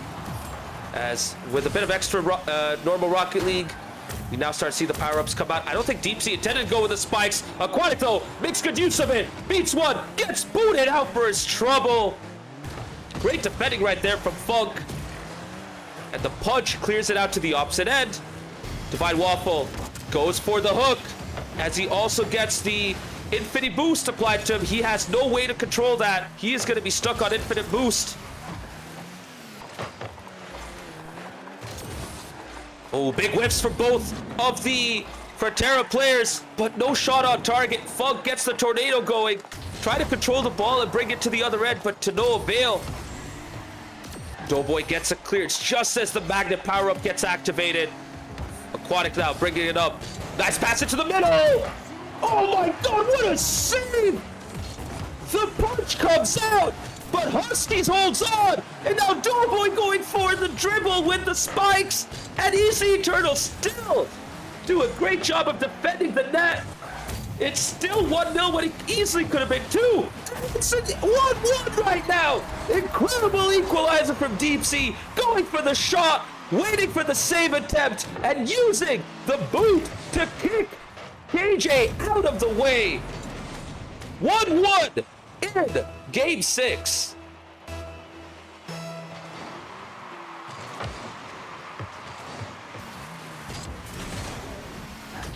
Wow. I would say that was a sucker punch, but that's more like a sucker kick right there. It's like a roundhouse kick that you least expect. And speaking of sucker punches, well, we don't get to see a boxing glove come out, but Mr. Funk brings out his hook to keep the ball in the middle, and then the plunger comes in, courtesy of, I believe that was Deep Sea. And he drags the ball into the back of the net. ECE Eternal are up 2-1 in this Game 6.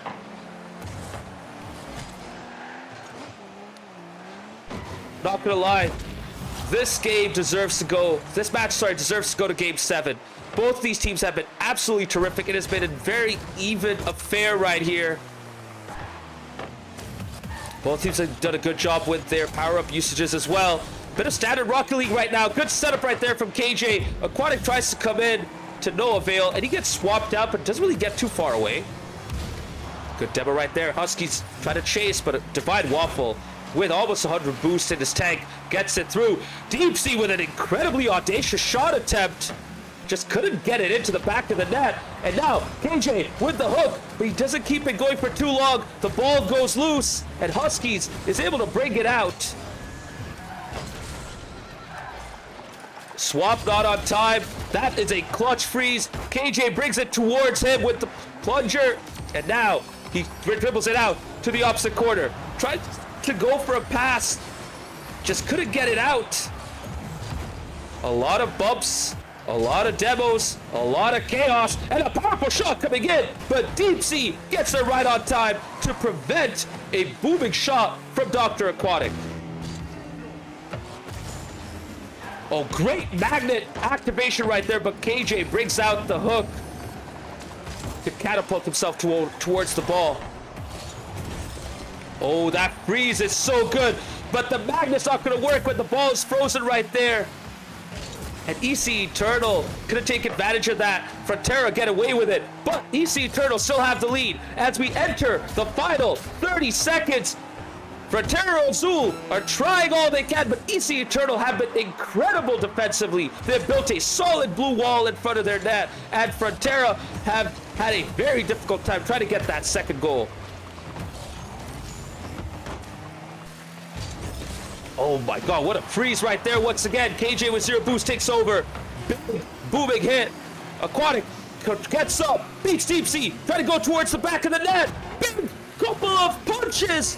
And it's a stalemate. The ball is up. It's still loose. Deep Sea brings it down eventually. Chat, we are going to Champions Field.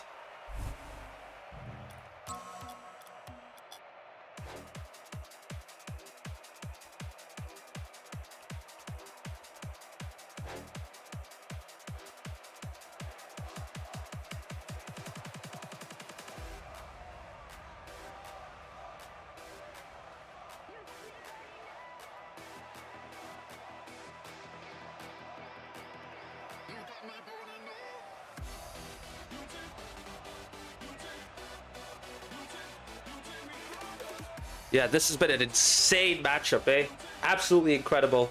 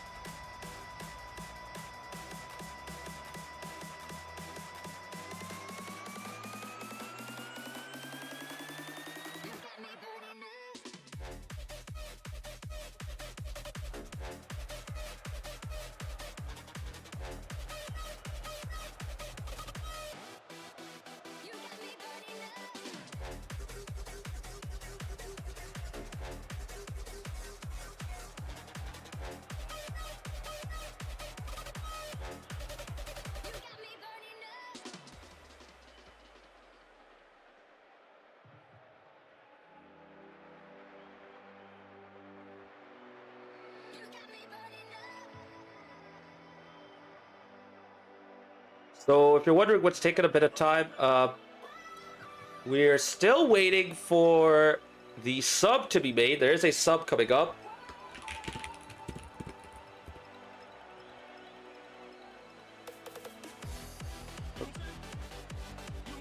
And there they are. Both teams are ready to go. Game 7, just the way it was intended to be. Both of these sides evenly matched. Break points on either end. Here we go. Winner takes all. Frontera versus EC Turtle. Who will be going to the upper final? Oh, and I thought that was going to be the first goal for Frontera Azul. What a massive miss right there from the Divine Waffle.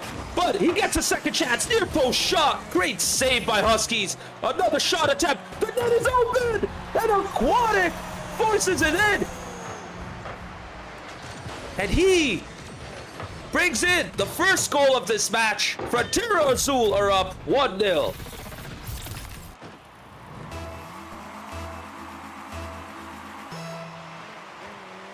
So speaking of substitutions, no subs on the Frontera Azul end. Philosophy Girl comes in for Mr. Funk. So arguably, two full-strength teams right here. So far, Frontera Azul get an early lead, but as we've seen in this matchup already, both sides are capable of coming back when they go down. Incredible belief and determination to keep their game going. Second touch attempt right there from Huskies. Good defending. Both Funk and Deep Sea and Philosophy Girl coming up. And it's Philosophy Girl who gets the final touch. Two double commits right there. And Philosophy Girl's touch is what matters. She brings in the equalizer for EC Turtle. And it is 1-1 with barely a minute played out.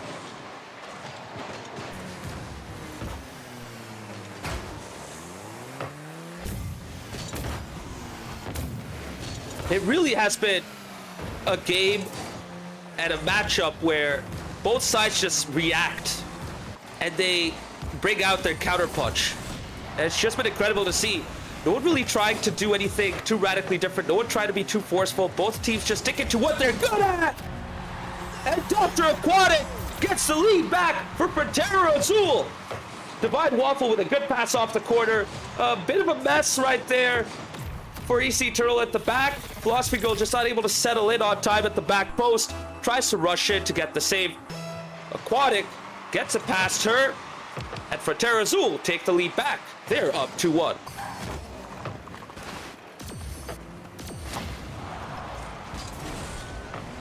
Big booming pass off the backboard. And Dr. Aquatic gets his hat trick with just more than 90 seconds played. What a start this has been for Frontera Azul in this game 7. They are now up 3-1. EC Turtle, though, they've come back from bigger deficits in the past. We'll see if they can do it again. But for now, Frontera are in a really good spot. Not gonna lie, chat, it's no surprise to see Dr. Aquatic come up with the goals. He is the sharpshooter amongst the San Diego boys in Frontera Azul. That was his role for the locals in the past several seasons, and he keeps it going with Frontera Azul as well. AJ, having a really good game himself. We haven't really talked too much about him. I know I've waxed lyrical about Divine Waffle because he's had an incredible matchup here, but KJ has had his best performance of the season as well. Doing a great job in all areas of the field. Great rotations, great comms as well. Setting up his teammates consistently, and also finishing off chances when they matter. Ooh, Divine Waffle going for a big 50.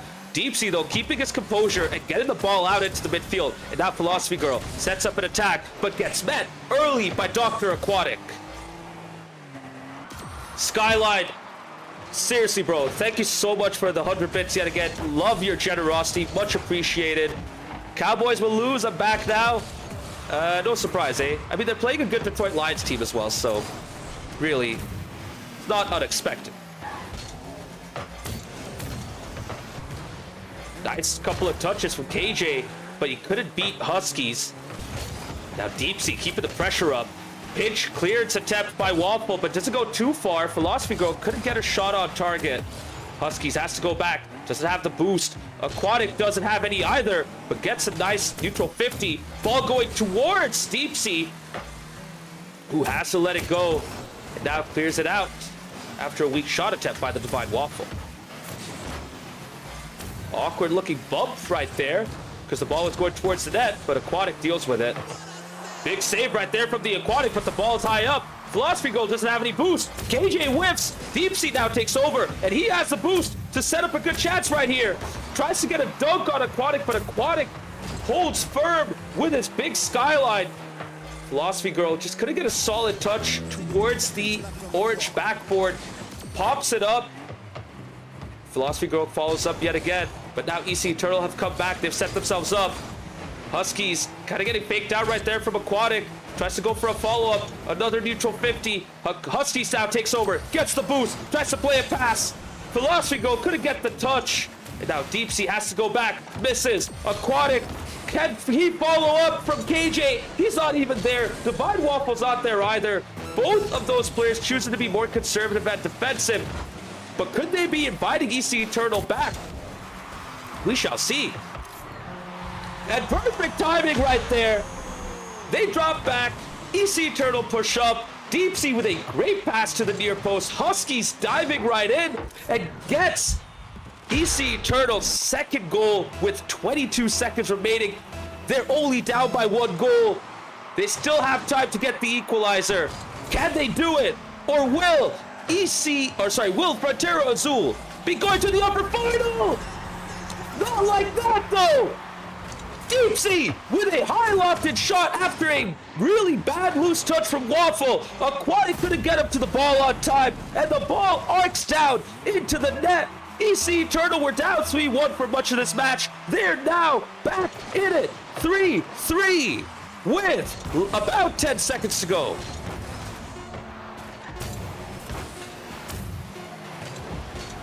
Oh my goodness! Aquatic! It had to be him!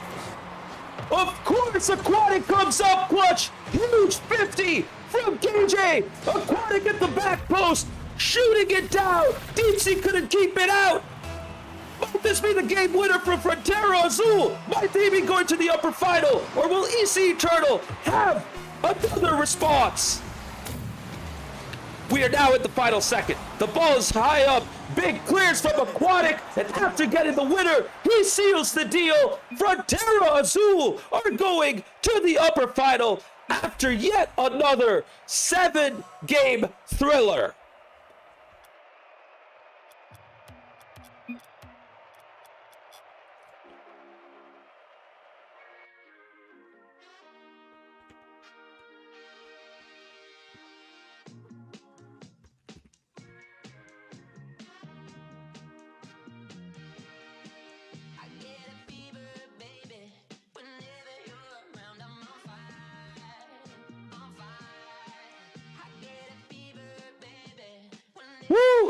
breathe.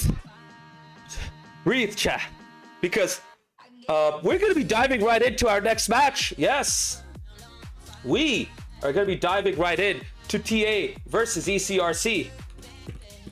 As well as Accent Rose. Sorry, EC Defiance versus Accent Rose.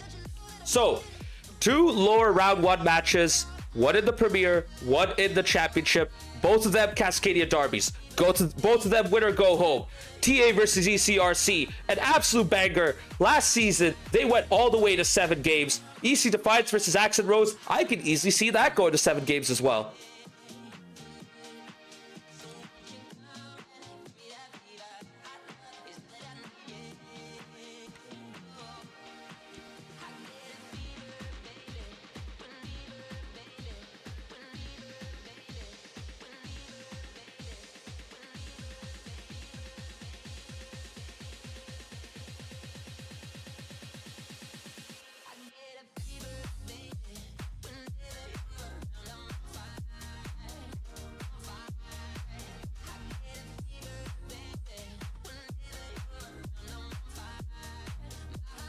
Give us a couple of minutes while we get everything set up. A lot of things are happening. A lot of things are being... a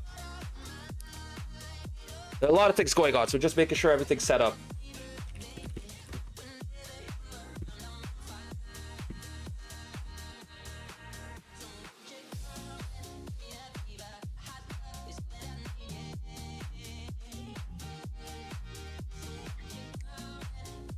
Hello. And there you go. If you're hearing that voice, that means we have another commentator in right now. Welcome on in, EC Eternals, Philosophy Girl, Andrea. My commiserations, that was a tough loss. But now you have to get ready to commentate this next couple of matches. What is up, SGL? We have a lovely match coming up for you.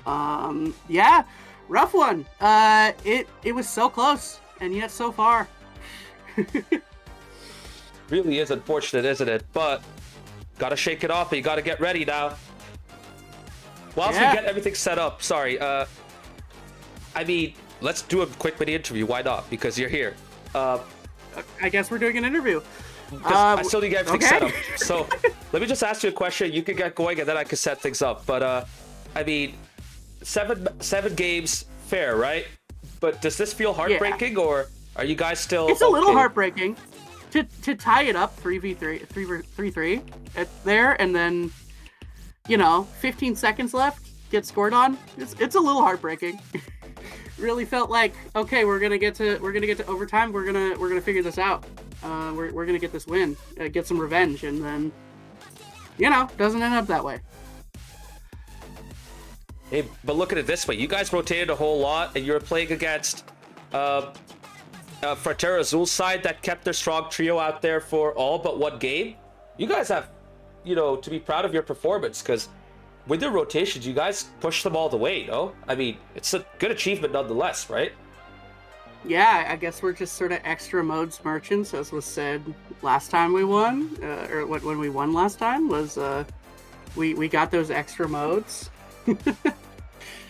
And we didn't win hoops though. We did have some strong 3v3 performances towards the end. We were getting way better and better.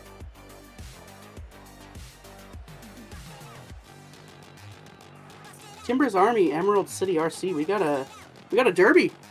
Absolutely, derby at both ends. Because we have. Let me show this real quick. Hopefully this works out. We do have this set up here. If we ever need to dive in to our main game in the other division, we can switch it up right here. So you get to see EC Defiance versus Accent Rose alongside Timbers Army versus Emerald City RC. But for now, both teams are waiting. We're waiting on both sets of matches to get ready. So for now, let's just give a quick preview for both these matchups. Andrea, you know a good bit about the Emerald City sides, but yeah, they're facing off against their Cascadia rivals. Should we throw form out of the window here? I don't know. I think Timbers Army been really good this year. Emerald City RC been pretty good as well. So this is a match between two teams who know how to win a game. So it's going to be close. I mean, Timbers Army are they second or first right now? I can't remember in SGL Premier. Timbers Army at the top. Yeah, first. Yeah, that's kind of what I thought. So yeah, they are. I know I've commentated one of their matches. They're very scary. They're a scary team. So can you give me the lobby code? I will. Yeah, don't worry. Get that set up. Okay. I'm excited though. I'm excited. I thought that we would have a little bit more time between our game and this, but I mean we're just going, and that's awesome. Just gotta get the adrenaline down. Oh yeah.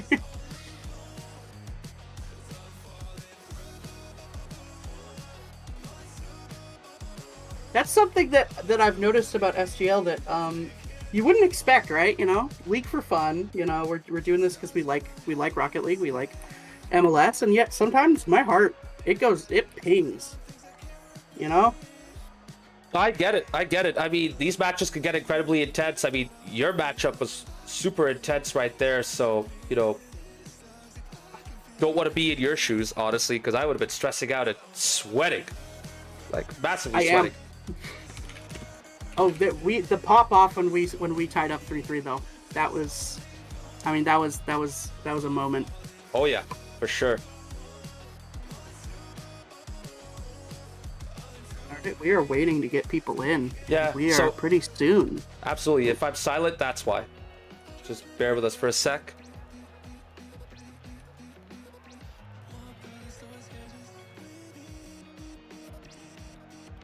So we are seeing so far Loyboy, Rydog, Piglet in for Timbers Army, and we don't know who is going to be in for ECRC yet.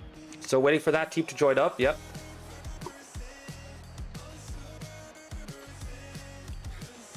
But from the SGL Discord, it looks like they have their full contingent on, so it's going to be some decisions for them. For who... Oh, that's EC Defiance.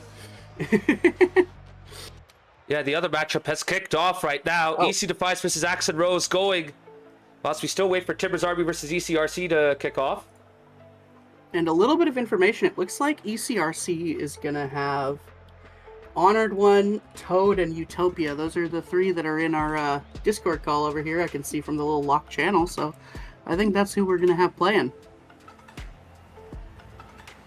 So Rydog, Loyboy, Piglet versus Honored One, Toad, Utopia. How are you looking forward to this match? Wait, their lineup's out? I didn't even know. It's not. I just see them in the Discord, and there's only 3 of them. Oh. So R1, that's R7, and that's Gojo. So Gojo, Yeah. Toad, and Utopia. Yeah, that's a good trio. Probably their strongest trio, not gonna lie. So Timbers Army gonna have their work cut out for them, but I think they look forward to playing against tough opponents anyways. Do they know that they're supposed to be joining up, or? Not sure why it's taking so long, but we'll see. It is fair though. These things can be, you know, there they are.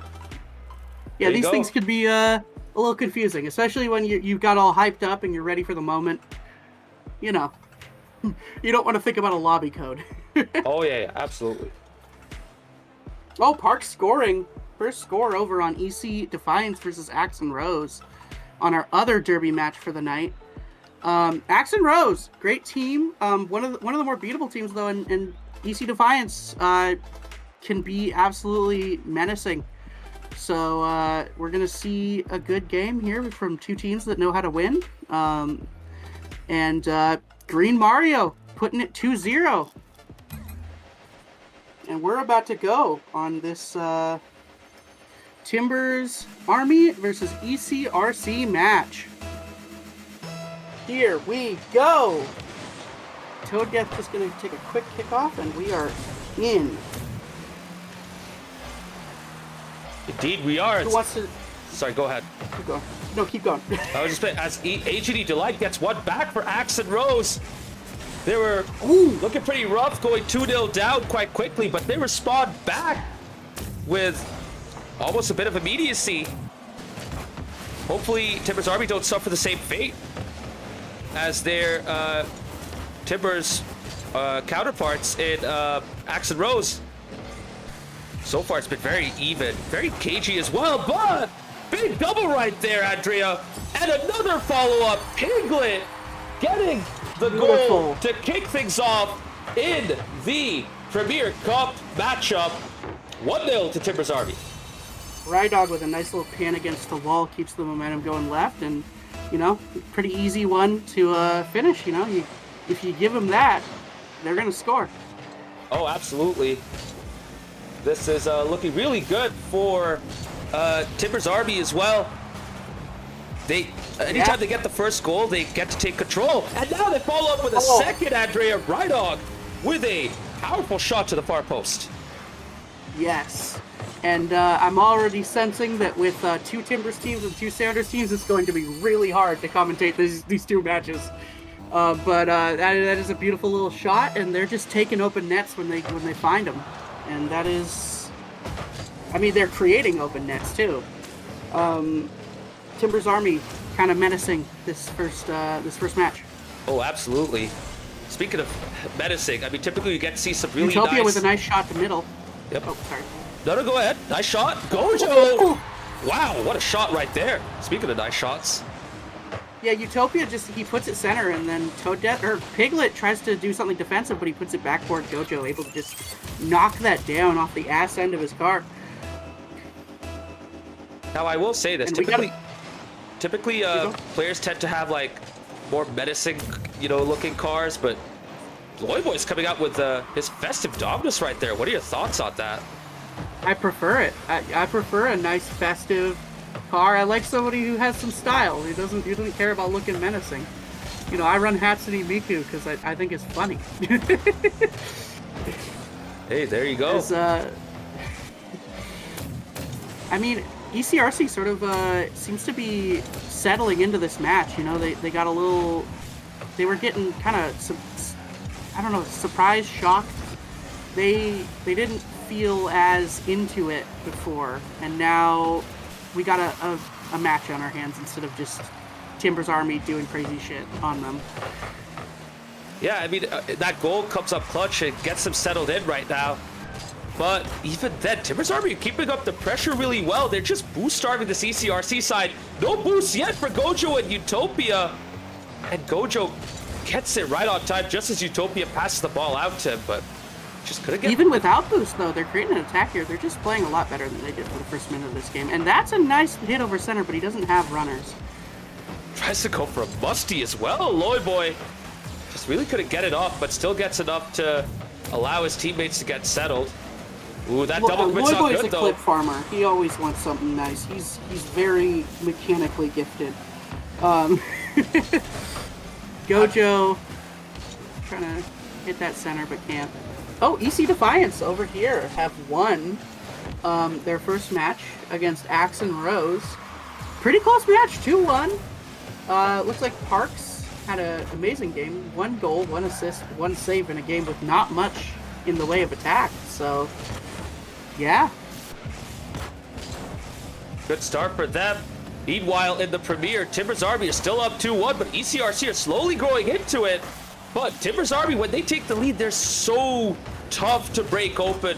They can build up a solid wall in front of their net and defend incredibly. I think their defensive rotation is probably the best in all of SGL. And they're showing it right here. But, what? I was going to say, but Toe Death equalizes, and yet he misses. That's one of the easiest goals he could have scored. I mean, the easier ones are sometimes the harder ones. You freak out, you have so much time to do it, and the mental just, it takes over, and you're just like, damn, I just freaked out. I panicked. Oh my god, the last person I would expect to miss is Toad. Typically he gets those in really easily, and now Timbers Army Piglet with a shot! Oh my god. I'm still flabbergasted, Andrea. Yeah, I mean, I'm championship and I'm Diamond 1, so I miss those all the time. But Yeah, at their level, you don't see it as much, but I think even some of the best players, sometimes you just miss something simple, and that's just something you gotta live with. Meanwhile, you have Loyboy trying to recreate his goal against El Matador, getting the musty off, but ECRC able to deal with that off the backboard. Still 2-1 to Timbers Army. Oh, to Gojo! Oh, it's just a little too high! Utopia, same thing, but it just gets pinned under Loyboy. Gojo trying to put that center. Utopia trying to get it in off the corner back to the center. Toad Death not able to really do much with it. It's kind of too much in the air. They need it. They need it a little faster. Shot! Rydog save! And it's not looking good for ECRC over here. They're going to try to keep it up, but that's looking like it's headed for the ground. Gojo able to keep it up in the air. Toad Death can't get a pop-up, and that is the game. Close game here. Wow. But Timbers Army take game 1. That was really close, Andrea. That was a really good effort from ECRC as well. But when this Timbers Army team takes the lead, they take over, and defensively, they're a very tough nut to crack. Seeing it once again. You got to get the first goal against the Timbers Army team in order to stand a chance. All right. So, what extra game modes are you excited to see? Not gonna lie, I'm looking forward to Rumble, but I do enjoy the chaos. I'm seeing some 3v3s over on God, with the Sounders and Timbers teams. It's so hard. Over on EC Defiance versus Axe and Rose. I think we might be looking at some Rumble over there on the left. Oh my God! Did they actually go with Rumble? Well, we'll see if they get a power. I think they going. might have. Either they went Rumble or they decided to play a 3v3, which I'm not sure is in the spirit of this. And that's Rumble. There are some spikes, and some spikes are driving it in. Bernetta with a Spikes goal, playing running back there, just sort of flying through the air with the ball on his nose. You'd think that would be nose always nose, but not this time. What a start, too, for EC Defiance. Getting the lead against this Axe and Rose team. Indeed. And that's what you want. I mean, if they establish that they're also winning in the extra modes, that's going to allow them to establish a little bit of dominance. Maybe talk about a sweep, maybe talk about a 4-1. Whereas when you see games like what we just saw, the one I played in, I mean, if the other team is beating you at the extra modes, they have a way back in. Oh, yeah, absolutely. Still waiting for the second game to get set up. Just making sure everything's good to go.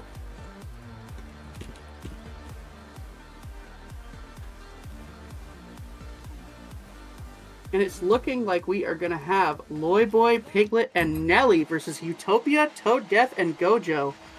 A little bit of rotation from Timbers Army here, and it looks like they might be playing Rumble as well. These bastards.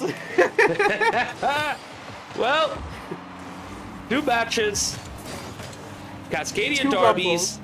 Both in Forbidden Temple, and they're both playing Rumble. Well, there you go. Yep. They know I'm commentating, I guess. I genuinely think it's become the meme. I'm not sure if it's just because of me. I think Rumble's just memey. It's, as we see the spikes from Gojo, I think it's a funny thing to do. As much as I hate it.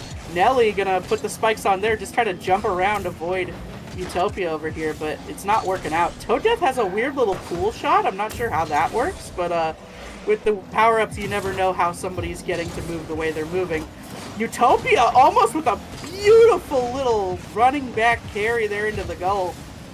And we are seeing things that are hard to understand here in Game 2.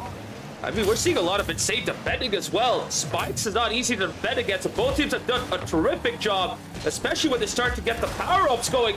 Piglet got a second chance, still gets booted out. Great defending for both teams right here. You actually see an effective use of the boot to get rid of a player with spikes. And that's actual, genuine strategic use, which in Rumble, it can really be hard to even really understand what's going on. Oh, yeah, So absolutely. when you're able to do something like that and use the power-up as intended and not break your own brain, that's just a really good Rocket League player. Even though I do hate the mode, I have to admit that there are parts of it that do take actual skill. And they're showing it right there. Somehow that ball stays out of the blue net, too. Oh, plunger! What a save from Piglet! Piglet! And over here, Green Mario getting a goal to bring it up 3-1 with another plunger. 2 plungers at once, and what even happened over here?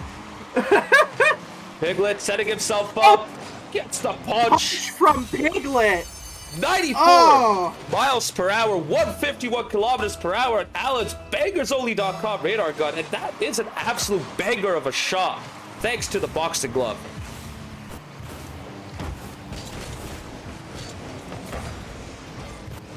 Gojo playing some nice normal Rocket League, getting it center, but Piglet playing some nice normal defense.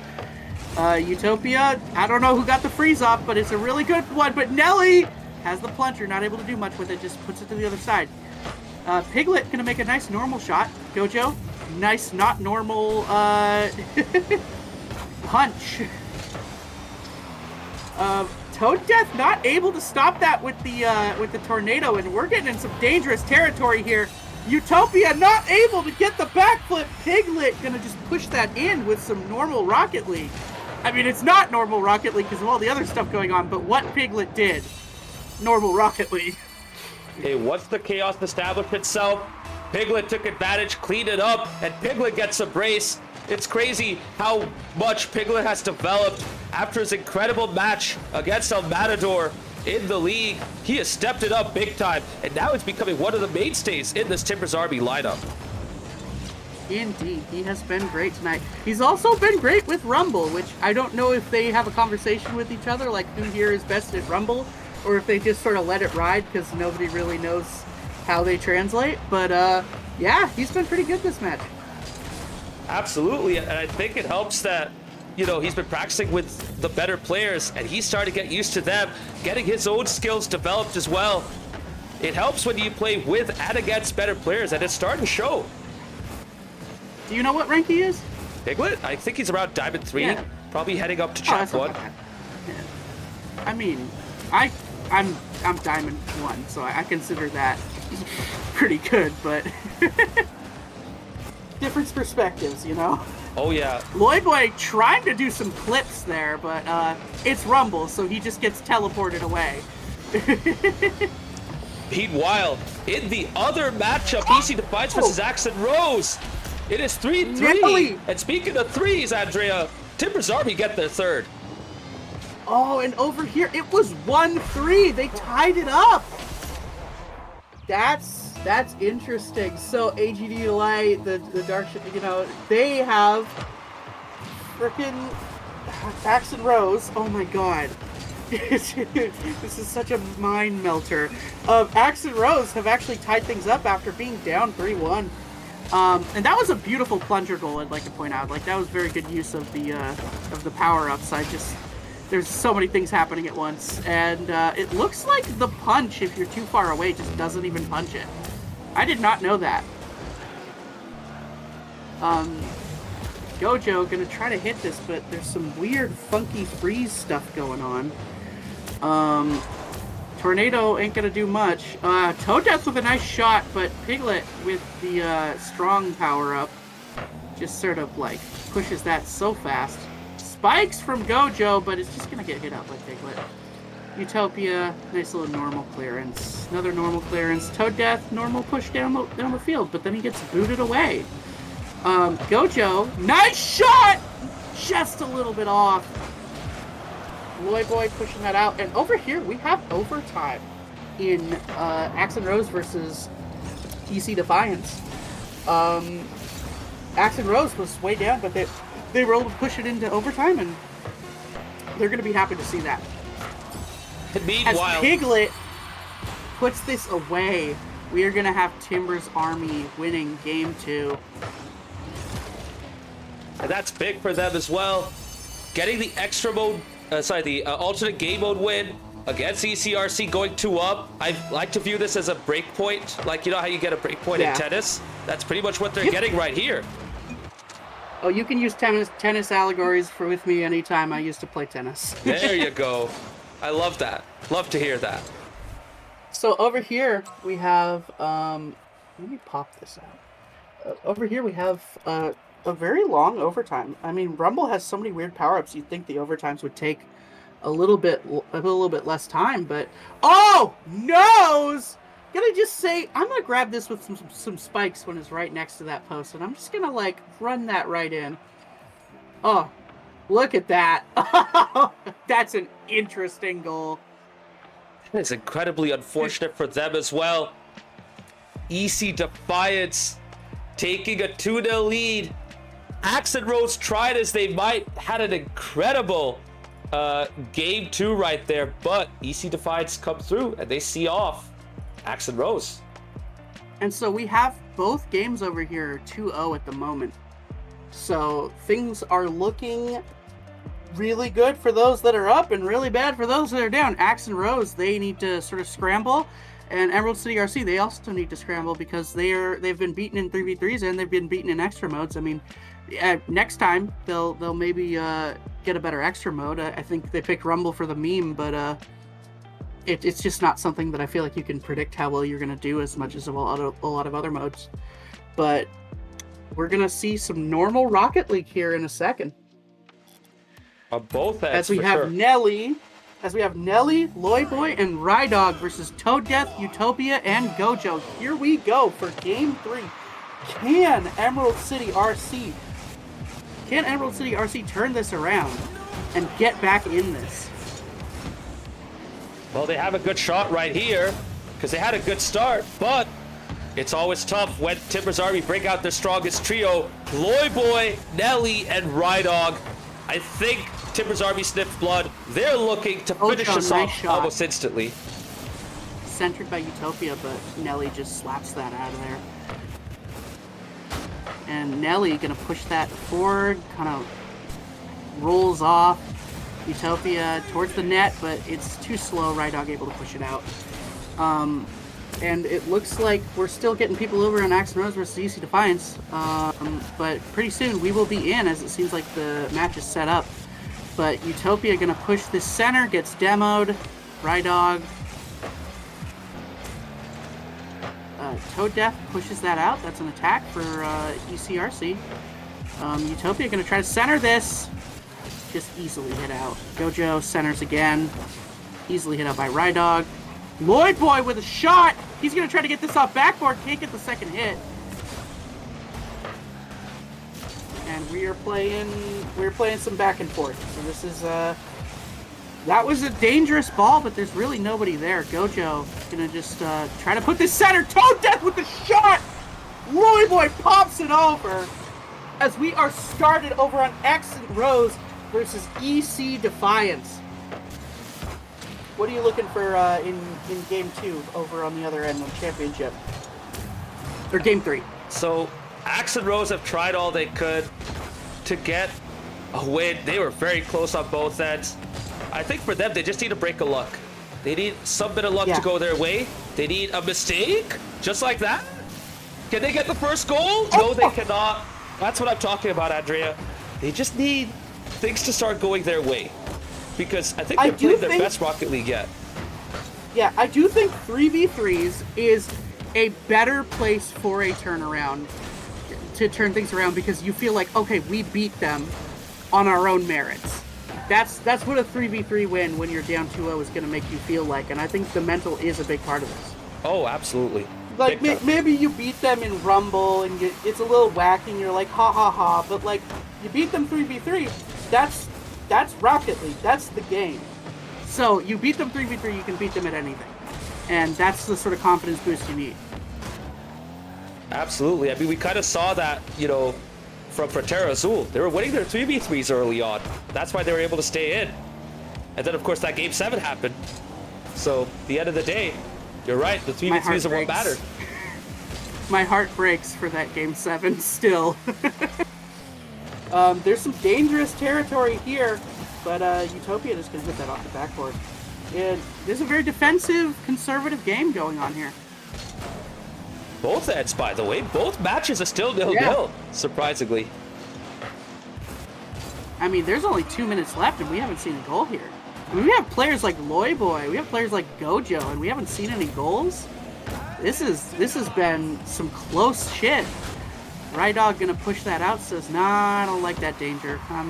You know, they're always having somebody at net when they need it, and both teams just defending really well, and it's really gonna be who breaks first. Well, this might be the chance for ECRC, but Toad Death just didn't have the boost to keep it going. Goes over the ball as well. Still no quarter boost for him. He has to go back now. Now Lloyd Boy versus Gojo. What a save from Gojo. Lloyd Boy nearly gets his clip. That is absolutely clutch from Gojo right there, Andrea, and they needed that. Yes. ECRC still and in it. They're going to try to crit an attack now. Toad Death's going to try to push this over. It's a little bit too much force against the wall. It just sort of pins against it. And Gojo going to try to do some free play shit here. Just denied by Lloyd Boy. Utopia, more free play shit. Try to hit it? Nah. Nelly just in the right place. Everybody is doing really good rotation. They're playing very conservatively. And we might even, I don't want to commentary curse it, but we might even go to overtime here. 0-0, which, how many 0-0 overtimes do you see? That's really close! And it's still not in! Oh, Lloyd Boy! It's just left right in front of the net too damn long, and Utopia needs to get a hit there, but he's just in an awkward position as Timbers Army are looking like they might go 3-0 here. And you know what's crazy? Right at the same time, EC Defiance take the lead as well. And both teams in blue waited a while for their first goal, but they finally get it. Oh, Birdman are going to make it 2-0, say, we're taking this home. Okay, so we're going to see some desperation time from both teams unless something crazy happens here. In this 1-0 match, and the crazy thing goes the wrong way. Lloyd Boy gets his clip, and we are headed to Game 4 with one team up 3. And we might be heading to the same thing over on Axe and Rose versus EC Defiance. It's crazy how much they're mirroring each other, Andrea. I don't think I was expecting this, but you know what? There you go. Well, on one side it's the Sounders team, and on the other side it's the Timbers team. Yeah, it's crazy, isn't it? You get a little bit of both. There's a little bit for both fans. A little bit to hate, a little bit to love. Absolutely. Oh, we have a Rule 1 over here on EC Defiance versus Axe and Rose. And Bizbo taking advantage of the 2v2.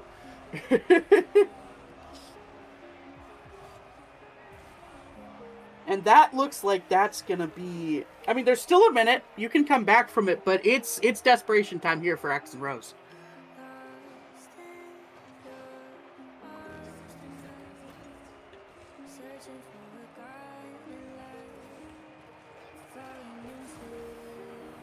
So you won, though. They're back in it. Yeah. Sorry, I was moving it in a pop-up window so I can actually see the game better. Bizbo gonna get a nice save there. Borf just is able to get the rebound. We're going to Snow Day over here in Timbers Army versus Emerald City RC. Gotta get the festivities going. I mean, Lloyd Boy and Nelly both had their Christmas-themed liveries out, so no surprises there. ECRC hoping for some Blizzard Wizard shit right now. And over here, it is looking like EC Defiance is going to go up 3-0, but we have 30 seconds to score 2 goals. It's not undoable. It's something that I think we have seen. I think we might have seen it in that Game 7 earlier in our game. Heart breaks for that, though. Oh!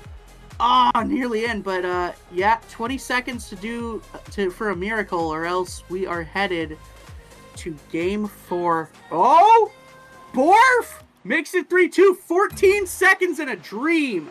Oh and my God. Over on Timbers Army versus ECRC, we are going to Game 4. Timbers Army up 3-0. And we are looking at some Snow Day. And over here, I really want to focus on this game with 14 seconds left because we could see something crazy.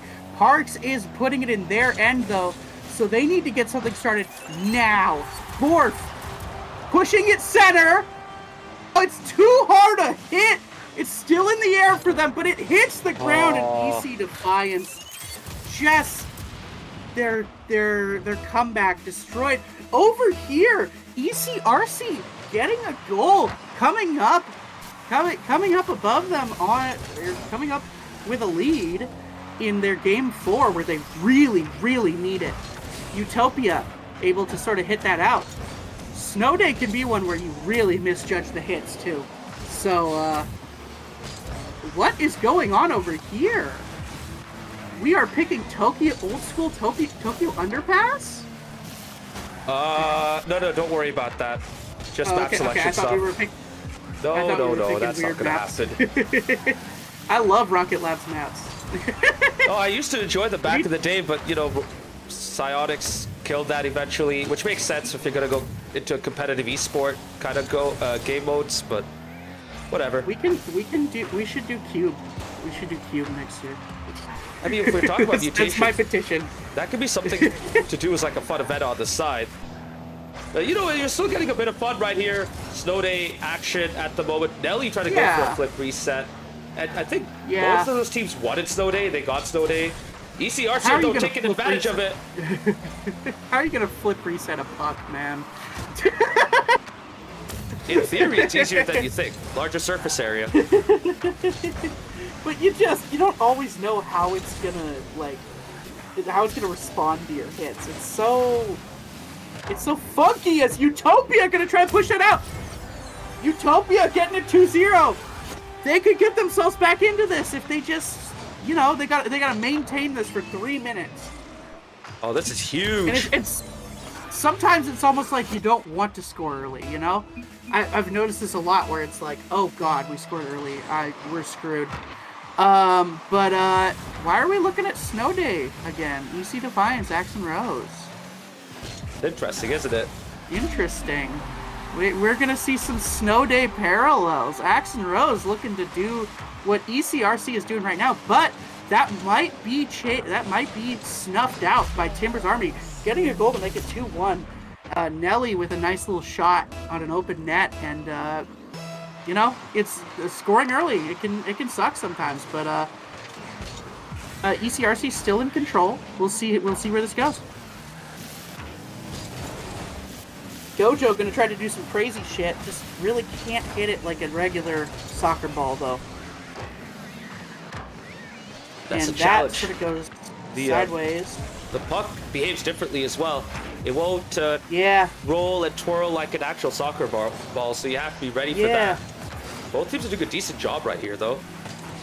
Yeah, both teams are playing almost like it's normal. I mean, obviously there's so many differences, but they are able to do stuff through the air right now, and that is always something that's like a ground pinch in Snow Day. Like, they're doing things that you wouldn't expect people to do on Snow Day! Like that! A pass through the air, and just some beautiful combo play from Gojo and Utopia. That's a huge third as well for ECRC. They have been struggling throughout this matchup, but the Snow Day choice has worked out perfectly for them. Might they get a chance to get themselves on the board and keep this cup match going?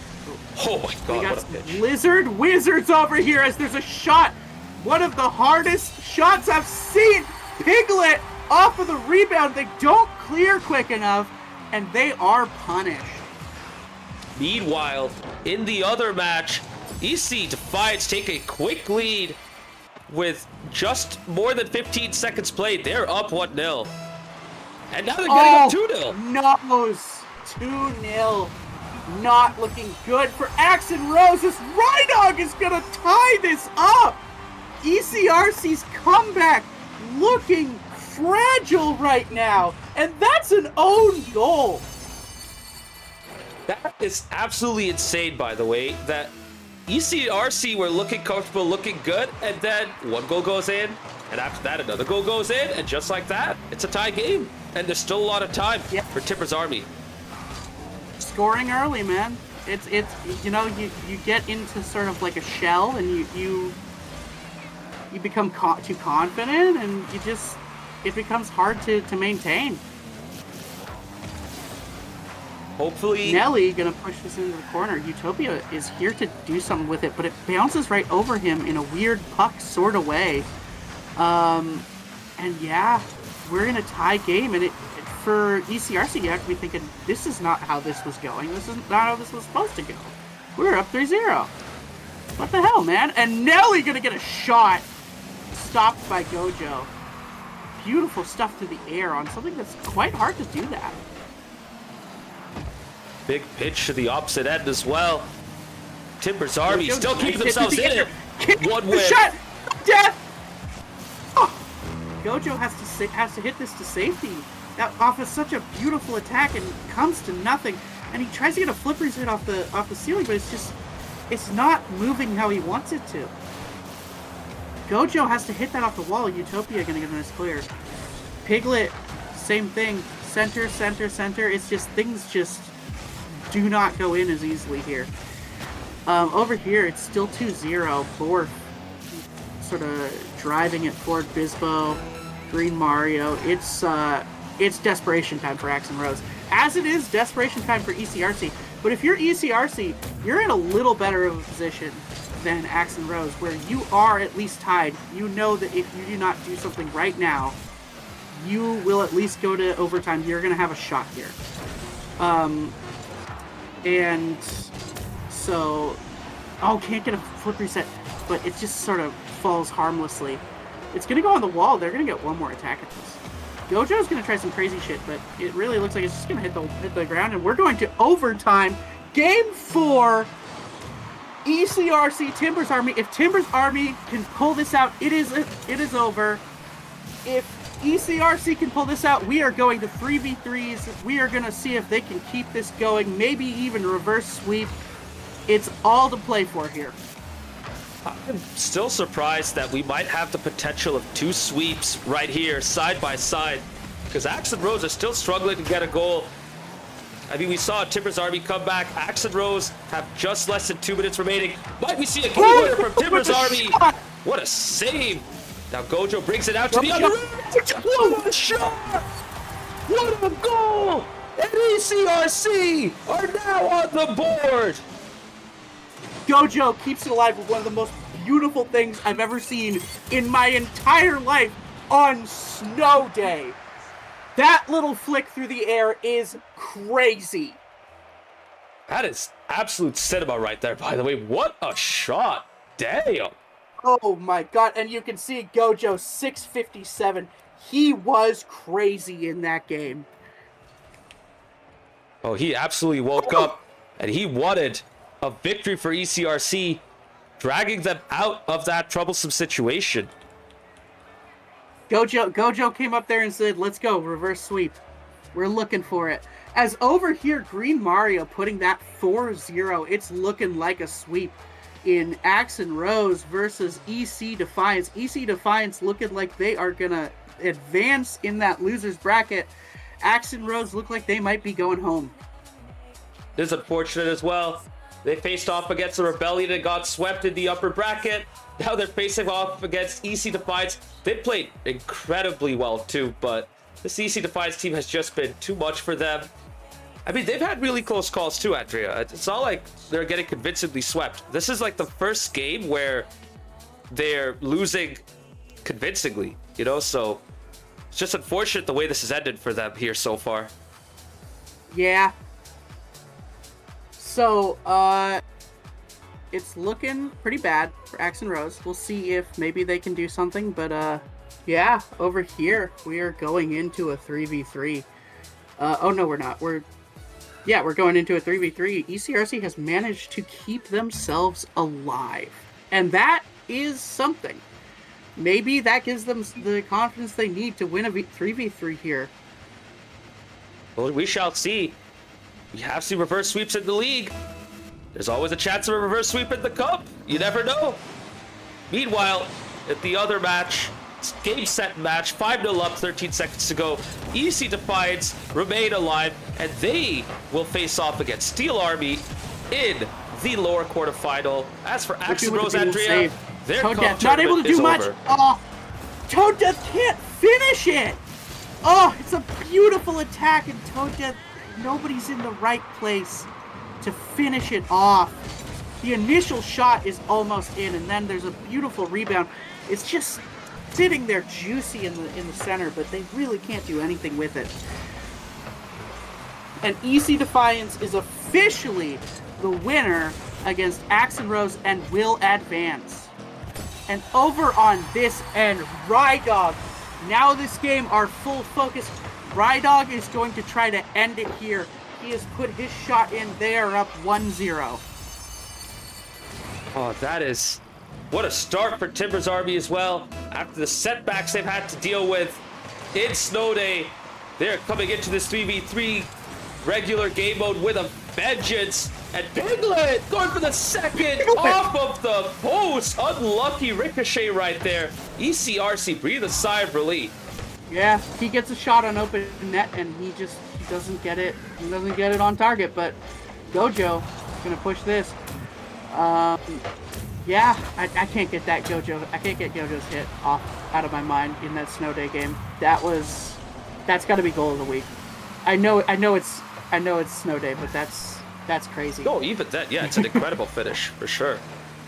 I think the Snow Day part actually makes it more crazy. Utopia are going to try to push this forward, but Rydog able to just slow its momentum. There's some weird stuff going on here in the middle. Loyboy trying to push this center. That could be really dangerous, but Rydog is just not far forward enough. Toad Death going to try to create an attack here. It's through center. Piglet's going for it. Your Gojo going to push this out. We got a demo here. This could be dangerous. Rydog able to just get the right hit on it. Loyboy trying to go for his clip. Toad Death just harmlessly sort of pokes that out. But, 1-0 team that keeps beating you in 3v3s. We'll see how this goes. ECRC have done a decent job of alleviating the pressure that they had to deal with, but right now Timbers Army just look incredibly comfortable. Anytime the ball enters the blue half, every single player in that Timbers Army side just feels, at home defending and bringing the ball out of the back. ECRC, meanwhile, need to go back and get their boost on every single occasion. And that bit of time is enough for Timbers Army to bring the ball forward and potentially get a second. Just no... Utopia is going to push an attack here, though. Gojo trying to do some crazy shit. Loyboy is able to get the save, though. And that's their one attack. They all have to go back. They're just... It's not enough chances! Piglet off a beautiful pass from Loyboy. The team with the festive spirit on display gets the second goal. Great pass right there. Great 1-2 between Piglet and Loyboy. Piglet playing incredibly in this match against a good ECRC side. He's now making it count here. Play. 3-1 up in the matchup, 2-0 in this game 5. I mean, they're looking good to proceed to the upper final, aren't they? Sorry, to the lower quarterfinal. Death is not there. He's going for demos, and that is a missed opportunity. Really close right there as well. And it's those chances that they have to make count. Just loses a 50. Utopia trying to push this to the corner. Loyboy knows where to put it. It's just they don't have as many chances, and when they miss stuff, it's over, And they got to go defend again. Toad Death just gonna hit that harmlessly up there. Utopia can't hit it. That could be a dangerously awkward ball though for ECRC. Loyboy though, just gonna sort of slowly play this. They're wasting the time. They're wasting ECRC's time, which they do not have much of. As we go down to 1 minute, Rydog very likely ending this game with Timbers Army in the front. It will take a miracle, a possible miracle, but a miracle to come back from this one. Absolutely, and because of that, I think I'm going to have to call it a little early. Game, set, and match for Timbers Army. They have looked incredible in their 3v3 games right here. I mean, nothing much is going to change. They've been the better teams throughout, outside of Snow Day. Timbers Army are going to be going into the lower quarterfinal. And now they sealed the deal. Loyboy bringing out another clip yet again off of the ceiling, getting to the backboard ricochet. And now it's definitely game, set, match. Loyboy is going to be all over SGL clips tonight. He's going to be plastered all over it. He's going to have like 5 or 6 shots in there. We He's been shall see. amazing There's been a tonight. lot of good action from all of our matches tonight. Yeah. Ooh. God, you know what's crazy, Andrea? We saw Timbers Army try to clip against El Matador in their final game, and now we're seeing it for Timbers Army right here. Now they're trying to clip against ECRC. I don't know about you, but this must be disheartening for ECRC. Yeah. It's always disheartening. I mean, any loss is disheartening. You put so much effort into it, and you feel like you do some crazy shit. I mean, that Gojo goal. That's intense effort as God. Loyboy going for another, and Piglet just off the rebound gets the simple shot. And this one's over. 8 seconds, 5-0. Good night. That stall after the musty is insane. And I thought he was actually going to redirect it into the net. Doesn't get it on target, but Piglet is there. And, well, Gojo says, you know what? I don't want to deal with this. I'm out. So it's a 3v2 for the final few seconds. Not often you see someone quit early, but Gojo says, you know what? I think it's over. I'm just going to go home, go to bed. And there you go. Timbers Army go into the lower quarterfinal. Emerald City RC go home. Yep. And that's the game. Loyboy says Merry Christmas. Who ironically is not here because that's not his team. Yeah, seriously. We've had a bunch of close games today, Andrea. It's just What kind a of... night in SGL. Yeah, seriously. Rebellion sweeps Steel Army. 7-game series, or EC EC, I can't remember my own team's name. EC Eternal versus FSD Azul. We get a sweep from EC.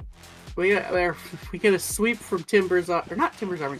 We get to sweep from EC Defiance, and then a 4-1 with some crazy, looking like it might be a comeback for a second from Timbers Army. We had everything tonight. We really did. It's kind of surprising that we've had 2 sweeps and 1 near sweep. At least EC Eternal and FSD Azul gave us an incredible matchup. And interestingly, both Frontera teams gave us like the best matchups in this round of the cup. Frontera Chrome beating KC Cauldron 4-2, and of course your matchup against Frontera Azul going to game 7. Yeah, and we'll look out for us in losers bracket. We're gonna a cup is, I think, what we want to win because it's what we have the best shot in, and it's what we've really enjoyed cup. All right. Are we going to have interviews? Yes, we are. We have 2 lined up so far. We're going to start off with Timbers Army, and we are going to be bringing in Rydog very, very soon. And there he is, Rydog. What a match. What a win for Timbers Army. You guys looked unstoppable out there. And this is a winner go-home game as well. How do you feel about seeing off ECRC, your Cascadia rivals, in convincing fashion? Yeah, every Cascadia Derby match is one we circle, doesn't matter what format. And so, yeah, obviously that one feels good. I think the stakes are just raised just every time we play them. I think part of that obviously is due to the Cascadia rivalry, but part of that is just due to like how we've done against them historically. I think they super had the edge on us in our first few seasons. But we're starting to tip the scales back in our favor, for sure. And so yeah, we're all super stoked. I mean, it's so sorry. Go ahead. Looking convincing. You're up 3-0. You go to Snow Day. You go down, and it's looking like, okay, we're going to come back, and then Gojo with an insane clip. What do you think in the game after that? Like, is this reverse sweep fear, or are you still just chilling? I don't think after one game, I don't think we feel like that. I think after maybe 2 to 2.5, we would start to be like, oh crap. Because that's like, obviously Rocket League's just such a momentum game. And that's why we were able to go up 3-0 pretty quickly, I feel like, was just we won game 1 and just played really well and just kind of kept the vibes going. So I don't think we were worried after game 1. But definitely, like, if they definitely, like, you know, snuck a winning game that next game to win their second game, like, and then started playing well in that game after that, game 6, like, I'd start to get a little nervous, but never got to that point. So, Rydog, you guys are starting to look really formidable. Piglet in particular has really stepped up big time and is becoming a key part of the team. You know, we saw him really turn up big time against El Matador. Now he's doing it against Emerald City RC. Honestly, what's your strongest trio at this point? Because it's hard to tell. It's not me. I'm not in the strongest 3, and I know that. And it's King Kyle, man. It's funny because, and he'll even say this too, that he doesn't play the game like as much anymore. And honestly, so do I. Like, I just don't have the time, I feel like, to play as much as I want to. But and I don't know if it's just like what's that, like, old saying, like, you just don't play the game enough and you just actually come back and you're just actually insane. So that's Kyle, man. He's so good. He's the king. We got to bow down to the king. Yeah, he's been great for 2 weeks. Obviously, I wasn't there for the EM match. I was listening to it in the car and on my way back home, and all I heard was, "Oh, Piglet scored! Oh, Piglet scored!" You know, and obviously I love that. And this, obviously, these games too. Like, it didn't matter if it was 3v3 in extra mode. He was insane. Obviously, he carried in that Rumble game. It's funny because him and I were going back and forth of like, "Oh, do you want to play Rumble? Like, do you want to play Rumble?" And I was like, No, you do it. And I'm so glad I did. That might have been the reason why we won that series, was that decision right there, because he's insane. Okay, I have a question. So you guys are, and I don't want to glaze a timber too much, but you guys are the team to beat in SGL Premier. How do you stay humbled and just focus on the next game? Just having fun. Like, the vibes are so good, and especially with the cup too. Like, we had said, like, before the season, like, we don't care how we do in the cup. We obviously won last year, so it's not our main focus. I'd say league is definitely our main focus. But we're just here to have fun. And so, like, if you guys are in the Discord call with us, like, the vibes are super high. Like, we were just kind of joking around and stuff. And then that just like carried over into the series. Obviously with the slight lock-in of just like, okay, now these games actually matter instead of our warm-up games.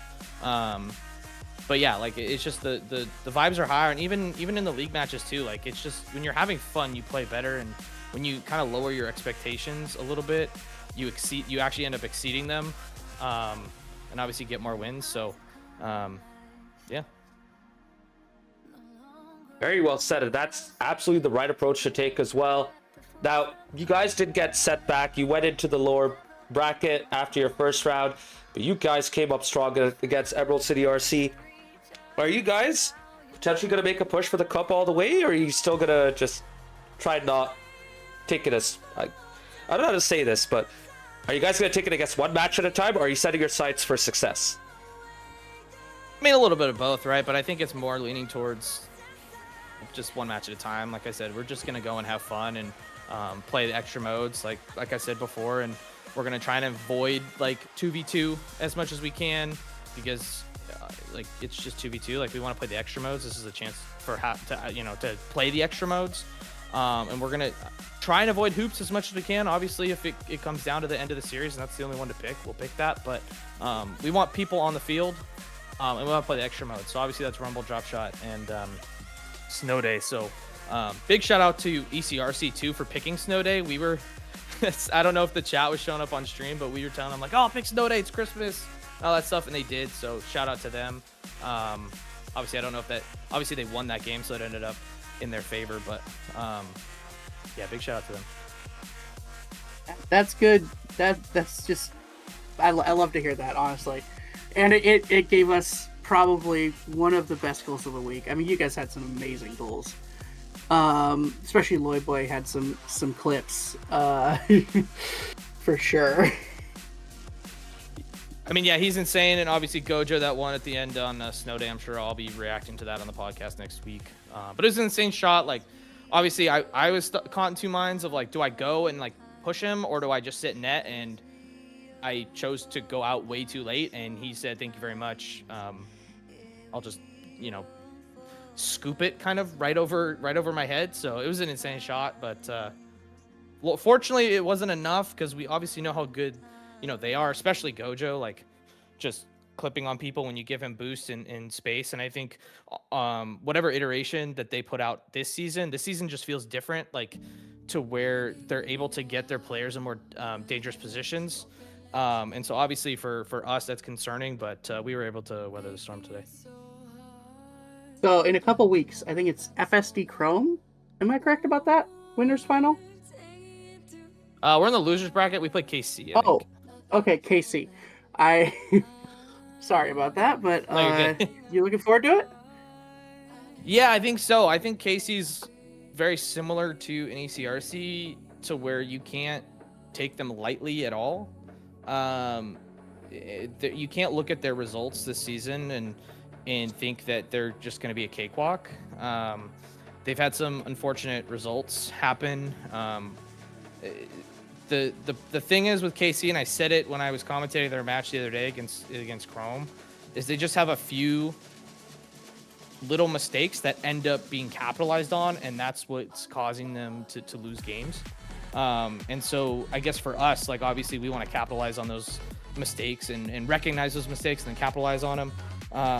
But we're not going to take them lightly. Like, obviously on paper, they're an insane team, no matter what, like, trio they put out or duo they put out. So, but like I said, we're just taking it one game at a time. So, you know, if we sweep them 4-0, great. If we Game 7 OT win, great. If we get killed by them, great. You know, it is what it is. As long as the vibes are high, we're happy. There you go. So Rydog, gonna have to end this interview right here. Floor is yours, bro. Give your shout outs, say your thing, say what you need to say. Floor is yours now. Yeah, shout out you guys for streaming. Maz, I know it's been a long day for you. Lots of Rocket League going on tonight, so shout out you guys, especially Andrea in the booth doing some commentary, so it's awesome stuff. Shout out my team, obviously they're insane. Super special shout out to Piglet for the carry and Rumble, like actually insane. And then of course I know some of you guys were in chat interacting. My mom was in chat, so obviously shout out my mom for tuning in, and everybody for cheering with her. We joke and say she's our first fan, so we love her, obviously. So very, very nice. Yeah, I noticed that Mom Reese is mad at you. Mad you didn't say hi to him. I was wondering what that was about. Yeah. Well, she said hi to everybody. She said hi to Kyle in chat and not Reese. So Reese or Debit or something in chat, and she didn't say hi to Reese. So it's okay. But yeah. So gosh, who else do I have to shout out? No, that's pretty much it. My teammates are insane. Also, I'm calling out Kyle for not doing the interview. He was supposed to do it, but he just gets scared. So it is what it is. Fair. And of course, shout out to ECRC. They're an insane team. It doesn't matter if they, like, what iteration they put out, what team they're playing, what format it is. They're an insane team. So you can't sleep on those guys either. So.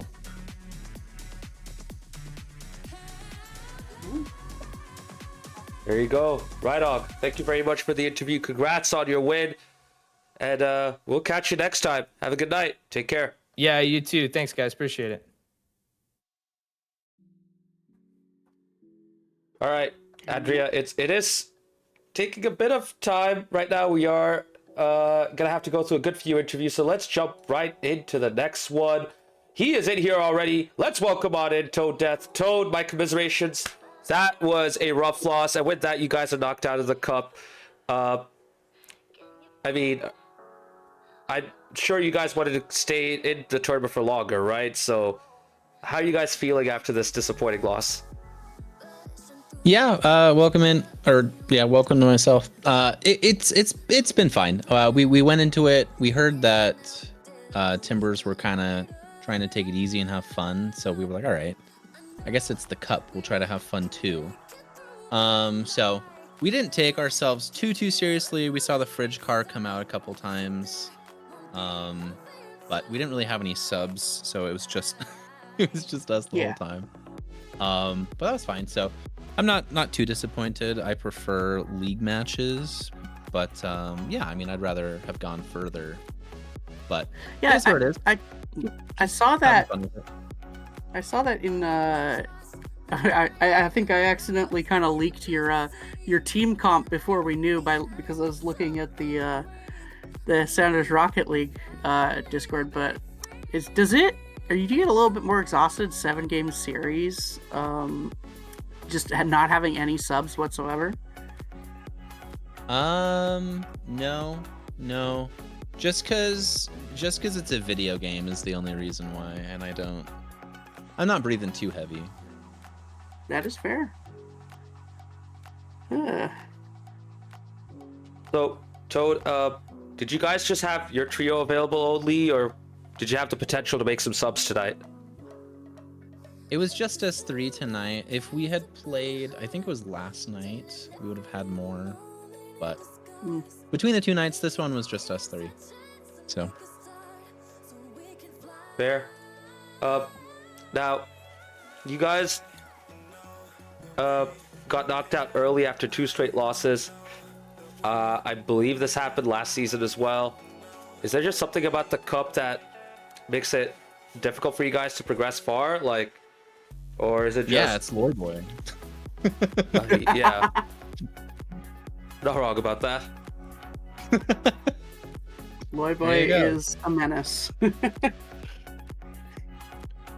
I'm very happy that I don't have to face that guy. He's a hard one. True. And with that said, you guys still had some good moments. I mean, Gojo was popping off. He really popped off in that Snow Day game as well. Is there something you guys can take out of this matchup that you can carry on into your league campaign and potentially go for the league title? Well, that goal came in Snow Day, so not too much. I think the thing to carry on was that we just need to get in the game more. I didn't play like at all over Thanksgiving, so I was coming in pretty cold. I don't think Gojo played too much until today, so we didn't really have enough time to mesh as a team, and we keep rotating around a bit, so we'll try to find a consistent lineup and run with that. But I don't know, it's hard. People are busy. I have like adult stuff to do sometimes, so That's life. I don't have much time to play Rocket League anymore. That is fair.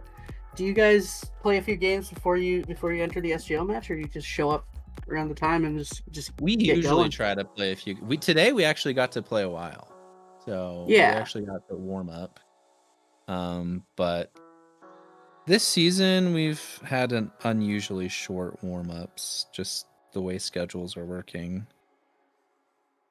Yeah, that's fair. I work as well. I think most of us, we're adults. We work. We don't have like unlimited time to play Rocket League, but yeah, that's fair.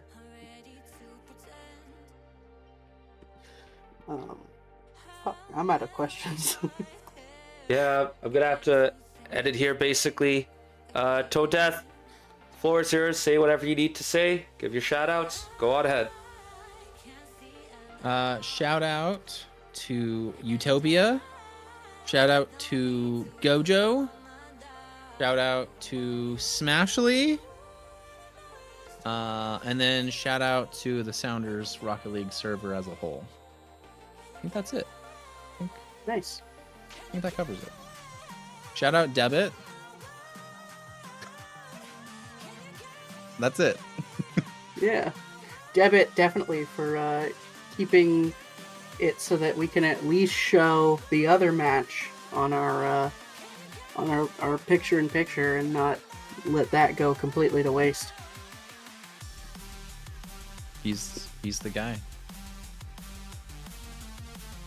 There you have it. Thank you very much, Toad. Again, my commiserations, but you guys still have a lot of time in the league campaign to bounce back and push for the title. Take care. Have a good night. Thank you, too. Right, we're not done yet, Andrea. We have 2 more interviews. It's interviewer-rama over here, Hey, but listen. only 2 more. It's we do this because we want to give the players a platform as well to share their thoughts and to, talk about the action that unfolded. So, we do it to give everyone a platform, basically. Yeah. All right. I believe next we're gonna have Doughboy. Indeed, and there he is. KJ, welcome on in. What an absolute thriller of a matchup between you guys and EC Eternal. And you know what? Since we're talking about EC Eternal, Andrea, you're in here. How about we do a dual interview with both of you? How does that sound? Dual interview.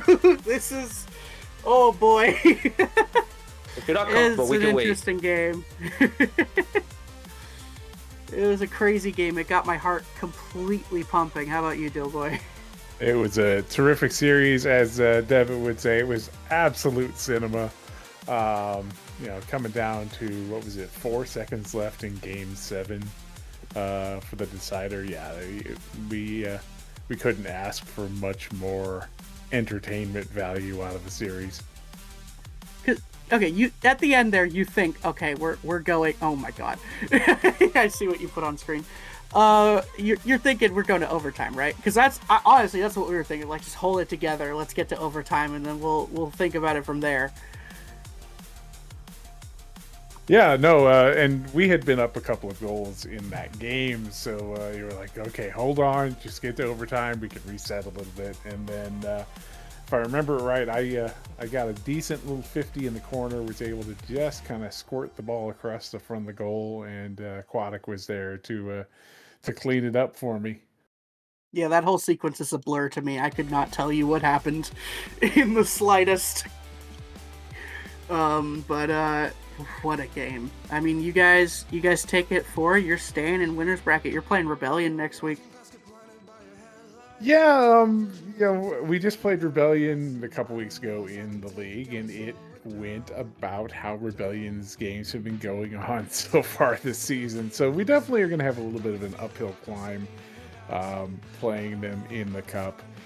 But, all we can do is go out and give it a go, try and give them as hard a series as possible. We'll have a couple of chances to kind of knock them off their game by playing extra modes. See if maybe they get a little more uncomfortable than they might in normal 3v3.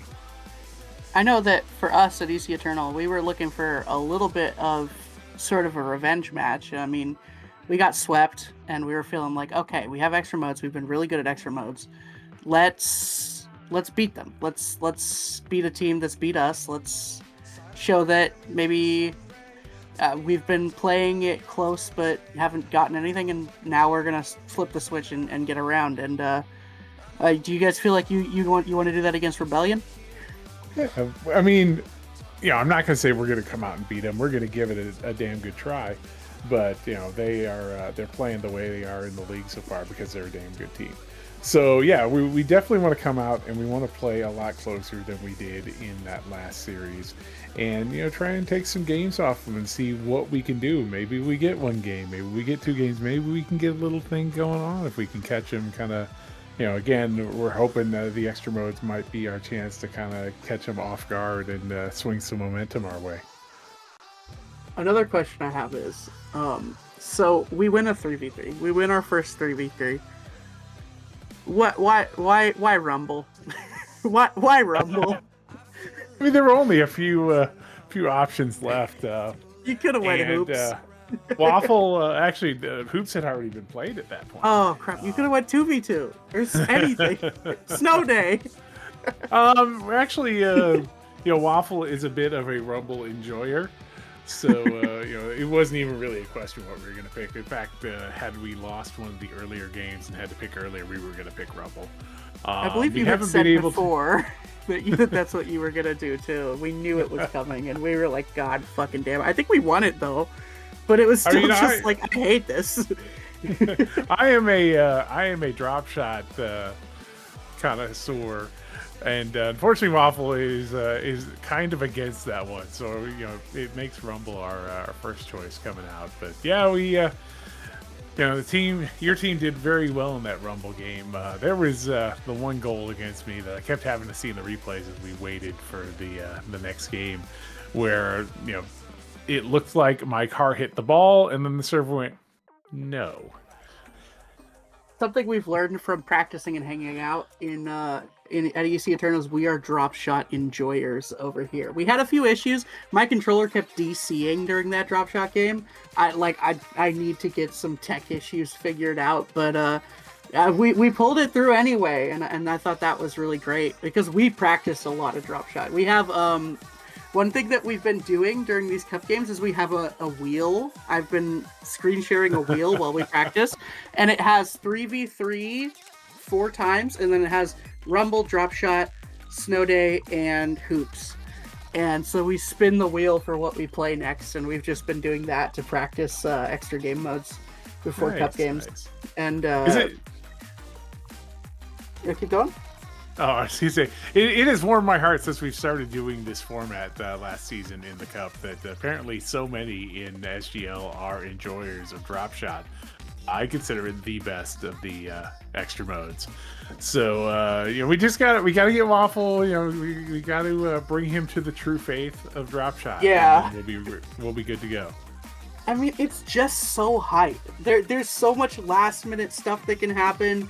Like it's all like there's consolation prizes throughout it where it's like, okay, well, they scored on us, but we did a lot of damage. Like we can get a quick score next time we score quickly, or maybe we're way down, but if we can get a hole, like a small hole, and get it through that without getting much damage on us, it's right back to where it was. And so there's just a lot of nuances to it that just make it really hype. And I really love drop shot. I also love hoops. Hoops didn't go our way. We were thinking we were going to do what we did in hoops last time where we just dominated. It didn't work that way. We had one really great goal in hoops, but other than that, there wasn't really much going for us. Were you one of the ones playing hoops? I'm trying to remember. I was absolutely not. I am not a hoops enjoyer. I'm a hoops hater. And the moment we say we are going hoops, I'm like, I am out of here. But Waffle and Aquatic played really well in the hoops game. That was Rumble for me. I literally was like, I'm out. I'm out. I'll come back next game. I'll rotate in next game. And so that's what we did. And it worked out for us. It worked out.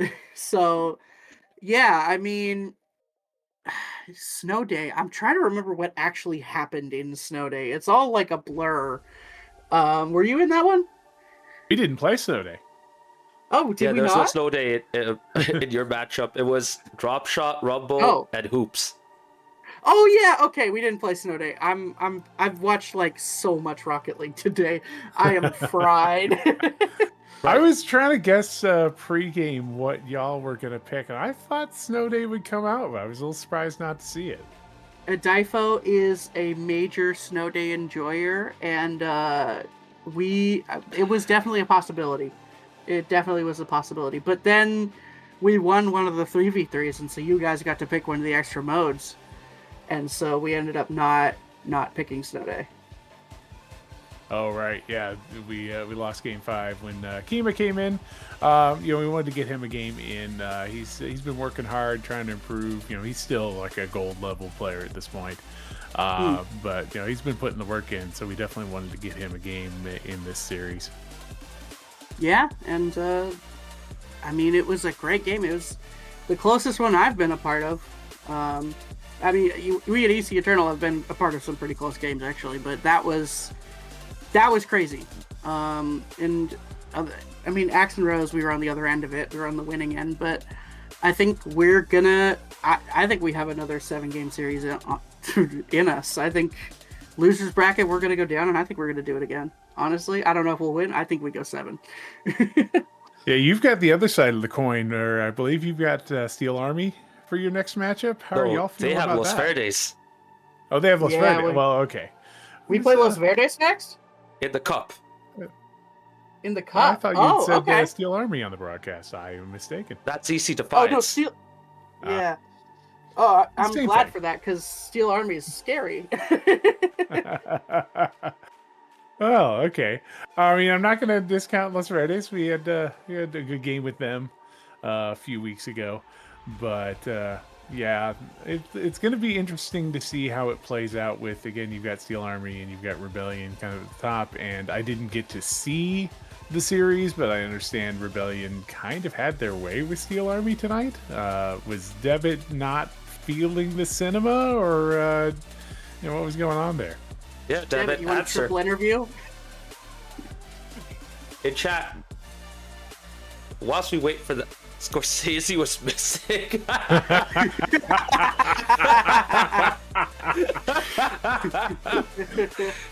Okay, sorry, it's getting late for me. Can we wrap this up? I want to ask another question, but we've taken it long. By the way, Andrea, thank you so much for getting this conversation going with KJ. It's absolutely beautiful. I was enjoying listening to both of y'all talk about this.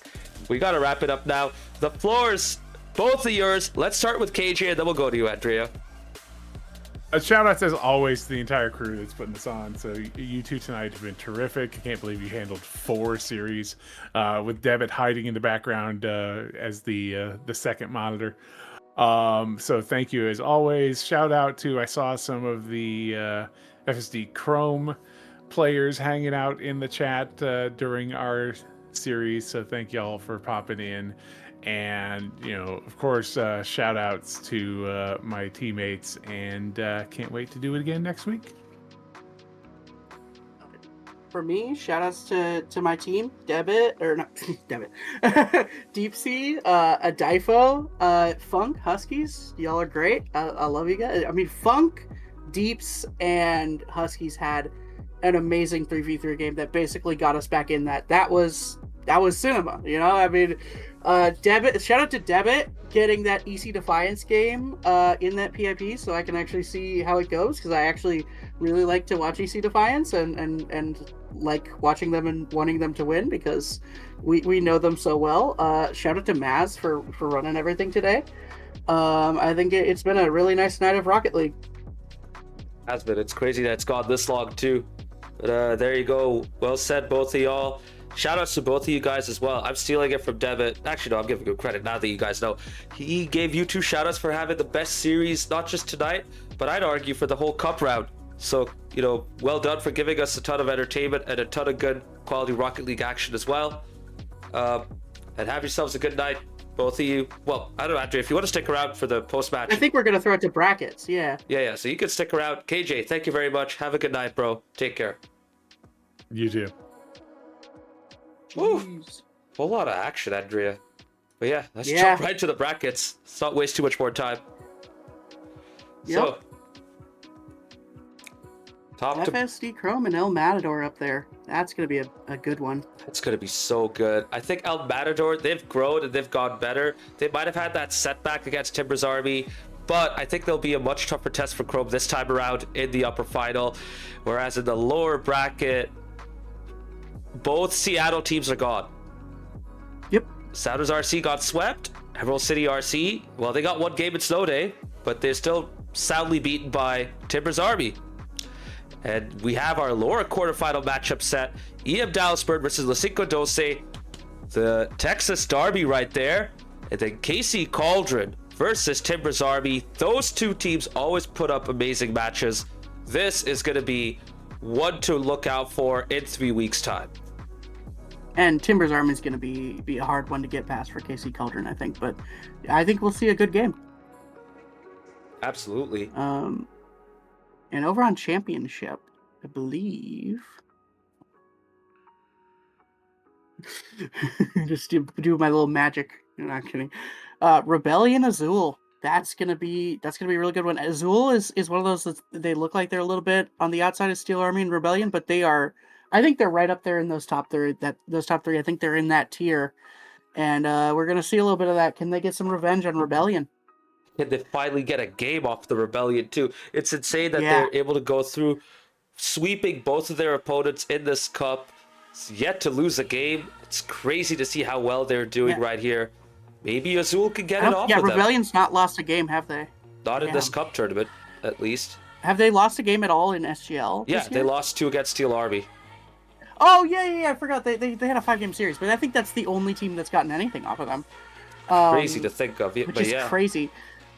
Steel Army gonna play EC Defiance. That's gonna be a big one. I think that's gonna be pretty close. EC Defiance was dominant tonight, and they were the only team that was dominant tonight.